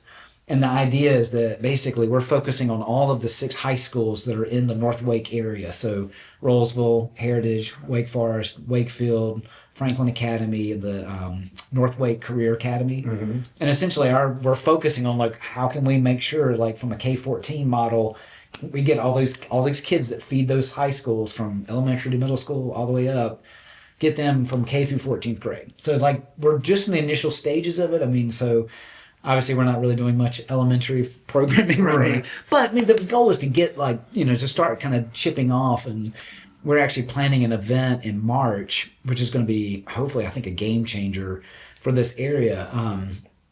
We're partnering again with those 6 high schools and middle schools that feed them. We're going to be doing this career exploration day, or like afternoon, evening thing, where we're going to invite all the kids and parents that are 8th grade and 10th grade students, because at 8th and 10th grade is when they have to define their career pathways. They go in, do the assessment, do the test, and then find out like, what are you going to be when you grow up, kind of thing. So they get to kind of pick a career pathway. And it can be multiple things. It doesn't have to be one specific pathway. It could be multiple things. But the idea is what we're going to do is, once they create those like career pathways, they'll be able to develop like career clusters. And so what we're going to do is, Wake Tech is on, the COO of Wake Tech is on our advisory board, as is all of the career development counselors of all those 6 high schools. We have the 2 superintendents from the Wake County school system that are on the advisory board that are in our area, like our North and Northeast assistant superintendents, and several other people in the group. But anyway, so they're going to take those career pathways and create those clusters, and then we're going to have an event at Wake Tech. They've agreed to host it completely for free. We'll go over there and we're basically going to pair professionals or the industry persons alongside like whatever program that Wake Tech offers that mirrors that career cluster. Okay. So that we can bring in parents and kids to be like, look, hey, you were interested in auto mechanics. Like, here's the guy from Hendricks Automotive, and here's the program that we offer at Wake Tech. Why don't you talk to them? See if it does sound something like you're interested in, so that they can actually meet the professional as well as the educator all at the same time, to actually start kind of getting their brain thinking about like, oh wow, like this might, like there is actually a career pathway here for me, and then for the parents, having them there to be like, oh, and by the way, mom and dad, 2 years of Wake Tech, $2,400. Yeah. Like, really? Like, I don't have to finance this? Like, we could actually, like, just take out some equity in our house and pay for them to go to school. Yeah. And then they can walk out making, like, $65 an hour when they graduate in 18 months. That seems reasonable. Yeah. Leave my kid with no debt, and they're already making, like, $60,000 a year. Yeah. Awesome. I like it, because you have the chamber that's helping the small businesses, giving resources to the small businesses, the people that have already in adulthood and know what they're doing, and like they've made their decisions for the most part, and then they have their career or whatever, and that assists, but that doesn't get to the root of the problem. But going after education and trying to educate people along the way, especially in financial literacy, was something that is ridiculously needed. Oh my gosh. But then the challenge becomes like, how do we speak to the kids directly, right? And trying to speak their language, in their devices. Oh my gosh. It's a whole nother set of challenges. Yeah, it is. Yeah, I know we've been having some conversations with this whole like 6-7 thing. I'm like, what is this thing? What are we talking about? Why is this a thing? Like I don't know. Like I don't have Riz or whatever. Yeah, like all those things. Yeah, I have a 19-year-old, so I get to hear some of the crazy. Like it's like listening to a new language sometimes. Oh yeah. I'm like, what are you saying? I know what you're talking about. But then it's funny. I don't want to go down this path. No. We have. But there are a few. You look back at the slang words we use, then there's a parallel to them all. Yes, that is fair. There's one that compares the one that we use. Absolutely. It's just interesting watching it evolve. Oh, absolutely. But like I think to your point though, and then, when I think about when I talked about earlier how the foundation and the chamber kind of got a little sideways from each other. and I look at it now as really, like you said, it's like a twofold thing. It's like, if we can be up here, up here, like hearing the current workforce and saying like, what are those people, what are they needing? So like, what are the general contractors needing? What are the plumbing owners, somebody who owns a plumbing company, like what are they needing? What is the auto manufacturing space needing? What is the biotech space needing? Like what are those future jobs that are out there? What are the opportunities? What are the opportunities out there? Exactly. And then from our standpoint, it was like, okay, well, how can we define what those, for the kids, like what those career pathways that actually exist. Yep. Because it's one thing to be like, oh yeah, we've got this great degree at UNC in dance performance. It's like, well, are you going to be able to get a job after that? Right. Like, I mean, what's the job? Yeah. Like, what's the job? Versus being able to say like, no, there are actual career pathways that exist today that within 2 years after high school, you could actually be employed. Yeah. And making money. And good money. Like, I mean, I was talking to the person, Valerie Barlow, who, again, the prog for Wake Med Hospital. She's on our board. She runs Wake Med North. But she's like, we've got MRI techs that are making like $65,000 a year, and it's like an 18-month program like that. Like, who don't want that? I mean, for 18 months to get a certificate, basically, to be an MRI tech. And, the beauty of some of those programs is like, you do that for 2 or 3 years, you never know. Like, you may decide you want to go get your bachelor's at some point. Sure. A lot of companies will pay for it. If you can just get in the door at a good company, a lot of times they're like, oh, yeah, you want to get your BSN in nursing? Yeah. Well, here, come on. I think the biggest thing is just letting the kids know that, like, all right, you weren't a rocket student, you weren't an A student, you don't belong in a 4-year school, or you don't fit in at this time, but there is a path where you can be making good income. You don't have to be stuck. Right. And it's like knowing that there is a path to hopefully facilitate good decisions before it's too late. Exactly. And that's why we want to do this early on, like having those, that's why we're talking about having that dual pathway of like both the 8th grade and the 10th grade, because in 8th grade is when they initially create those career pathways. And then in 10th grade is when they sort of relook at them again. And because obviously, 2 years, I mean, you know how much a kid's going to change between 13 and 14, 15, 16, like a lot. I mean, they're changing a lot. So, having that opportunity for both 8th and 10th grade, because again, like I said earlier, like, man, I went to college to be a high school English teacher. Like, I'm not teaching high school English now. Yeah. I mean, that didn't happen. Like, so I changed my career. I even changed my career 5 years after I was in the workforce. So, I mean, surely these kids are going to change their mentality in terms of what they want to do. So giving them 2 different opportunities to be like, okay, here's some other career pathways. That wasn't interesting. Well, how about this? Like, And it's better than waiting until you're on your 5th year of a liberal arts degree. Right, to decide, oh, wait. Maybe archaeology wasn't such a great major. You're like, I know, I actually met a student who was like an archaeology major. And I was like, what are you going to do then? Yeah. I'm just curious. Is there a need for archaeologists? Like, I've never seen that on a job board. Like, I need an archaeologist. Like, I mean, I'm sure there probably is, but but it seems like most of those degrees you either go back to get a master's and then you're not working teaching someone doing it. No, exactly. Since there are dinosaur mine fields around or something. What do you think about the rapid growth in Wake Forest, like in the direction of small businesses? Yeah. No, I love it. I mean, I grew up in Eastern North Carolina. I was born in Eastern North Carolina and moved to Raleigh when I was before high school. And, it was interesting when I ran for the Board of Commissioners for the town and was on the board for several years. I was a very pro-growth component, a component, what am I saying? Use my words here. I was very pro-growth. We'll just say that. I was very pro-growth, especially in the commercial side of things. Like, I wanted to see us grow more on the commercial side than a residential side. And it's mainly just from an economics thing that, commercial businesses, for every dollar that comes in commercial taxes, the city only has to spend like 45 cents in providing services. Versus on the flip side, for every dollar that comes in from residential taxes, spending like $1.40 on providing them services. So ideally, you want a pretty fine commercial residential tax balance. At the time, I think when I was on the board, I think it was like 70-30, like residential to commercial.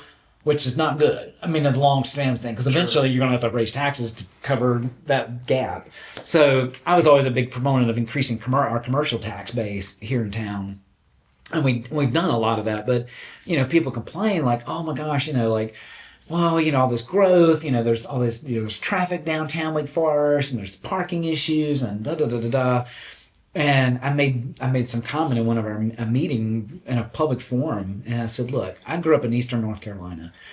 I went back to my hometown not too long ago, and what the coolest thing was? I drove right into the downtown Pikeville, North Carolina, drove right up in front of the grocery store, got out, and you know what? There was no traffic, no parking problem, and guess what?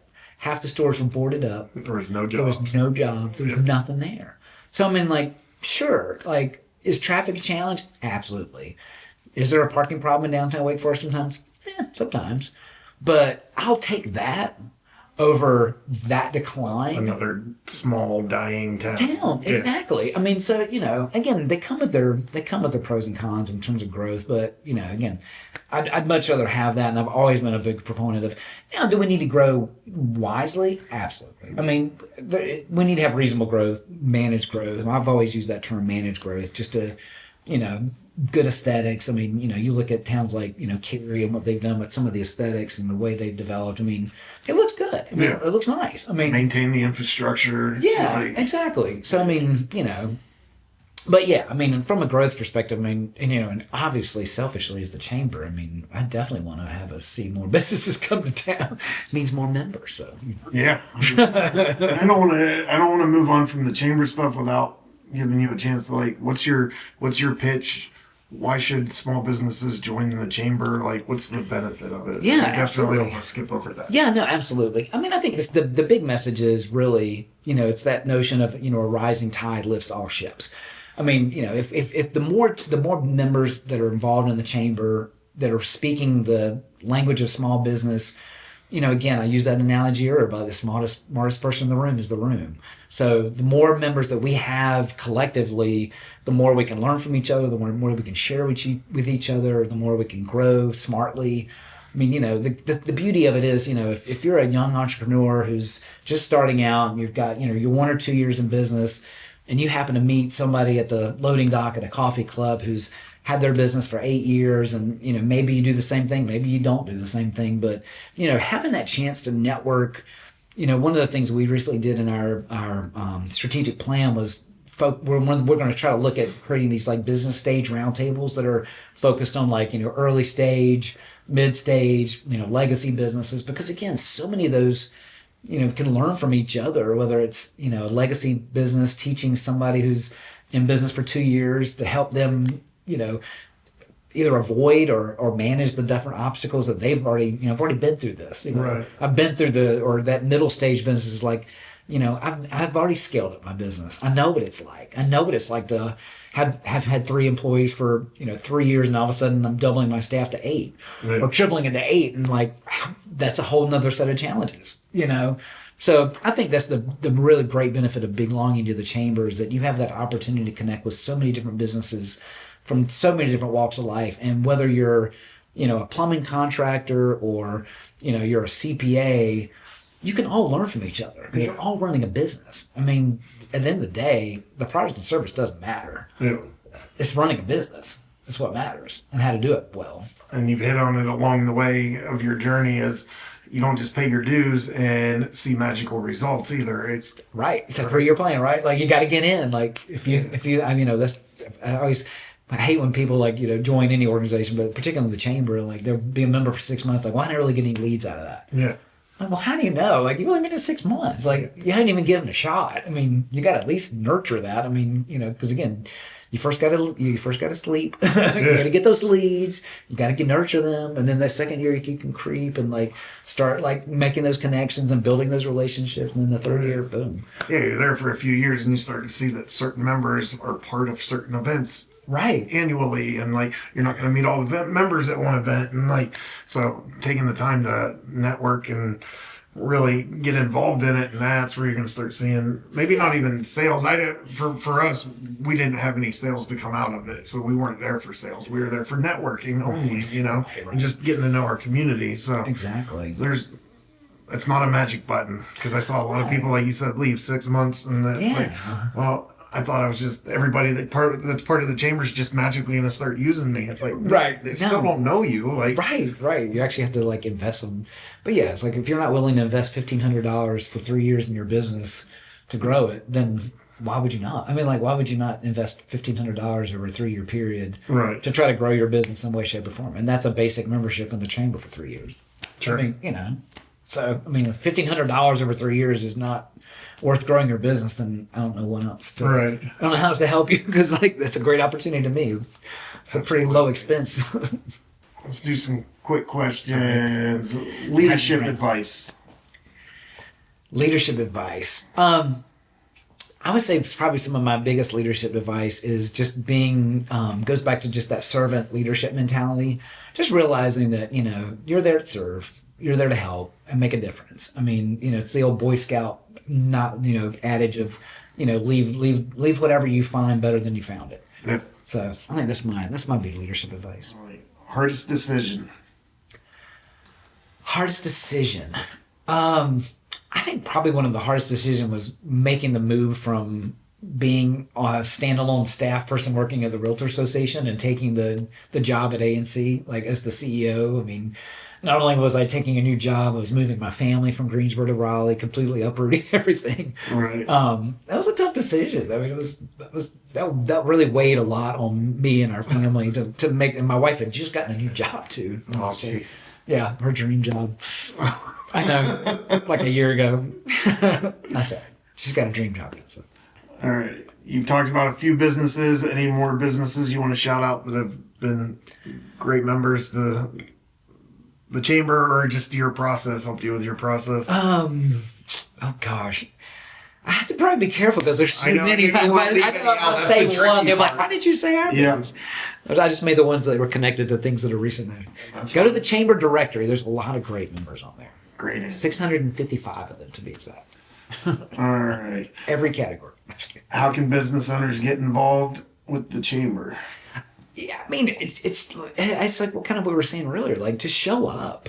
I mean, be a part of the process. We talked about that earlier. Like, be a part of the solution, not part of the problem. I mean, like, you're not going to get anything out of the chamber if you don't work it. I mean, if you don't come to events, come to networking things, find out whatever your niche is and, fill it. What's a couple goals that you have over the next year? Next year? So probably one of my biggest is probably for the foundation. I would really like to see a signature foundation event that generates revenue for the foundation. And I kind of alluded to this earlier. I would love for the foundation to be in a position where it could afford the chamber more staff opportunities so that we could do some staff sharing. So whether it's, additional communications and marketing support, additional programming support, help the chamber grow off the back of the foundation a little bit, because again, the foundation has a great cause. So, I'd love to get a grant. That's probably one of my big. So if you're out there, there's a $50,000 grant will be fantastic. Well, the mayor was just in here talking about how they had some leftover grant money. So we'll go back and watch that. Go back and watch that interview, and you can see what I'm talking about. All right. Where can people follow the chamber updates and I guess contact? Yeah, so just wakeforestchamber.org is our website. We are, I would say, of all the organizations that I've probably been a part of, we probably have one of the most active social media channels. So Facebook, Instagram, check us out on there. FWF Chamber, I think, is our Instagram, at WF Chamber. Facebook, just Google search Wake Forest Chamber. So Wake Forest Area Chamber. I have to be specific about that. Yeah. All right. Any final message to entrepreneurs? I just say, ask for help. I mean, the beauty of, like I said, with the chamber, we've got so many great people who have, look at the legacy businesses. I mean, we'll name some few here now that you said it. Like Bright Funeral Home, like Hartsfield and Nash, Thomas Walters, Allstate Agency, like B&W. I mean, like there's so many great legacy businesses that are in this community they've not been around by accident. Like Right. it's taken some serious work. And most of these people are, because they're local, they're part of our community, they have a vested interest in the community. They have a vested interest in you being successful. So, don't be afraid to like reach out to some of these folks and be like, hey, how did you get to that point? Like, there's a lot of people to learn from in this community. So I like it. All right. We end every interview the same way, and it's based off of definition because me finding mine helped guide me in my path. absolutely. What is your definition of success? Definition of success. To me, as long as you're doing something that doesn't feel like work and is more like a hobby, then I think you're successful. I mean, like, I don't feel like I've worked a day in my life in the association space. And so to me, that's success because I love what I do. And that's my success, I was like. Awesome. That's the best way to end it. Awesome. Thank you so much. Thanks, I appreciate Randy. it. Appreciate it, bud.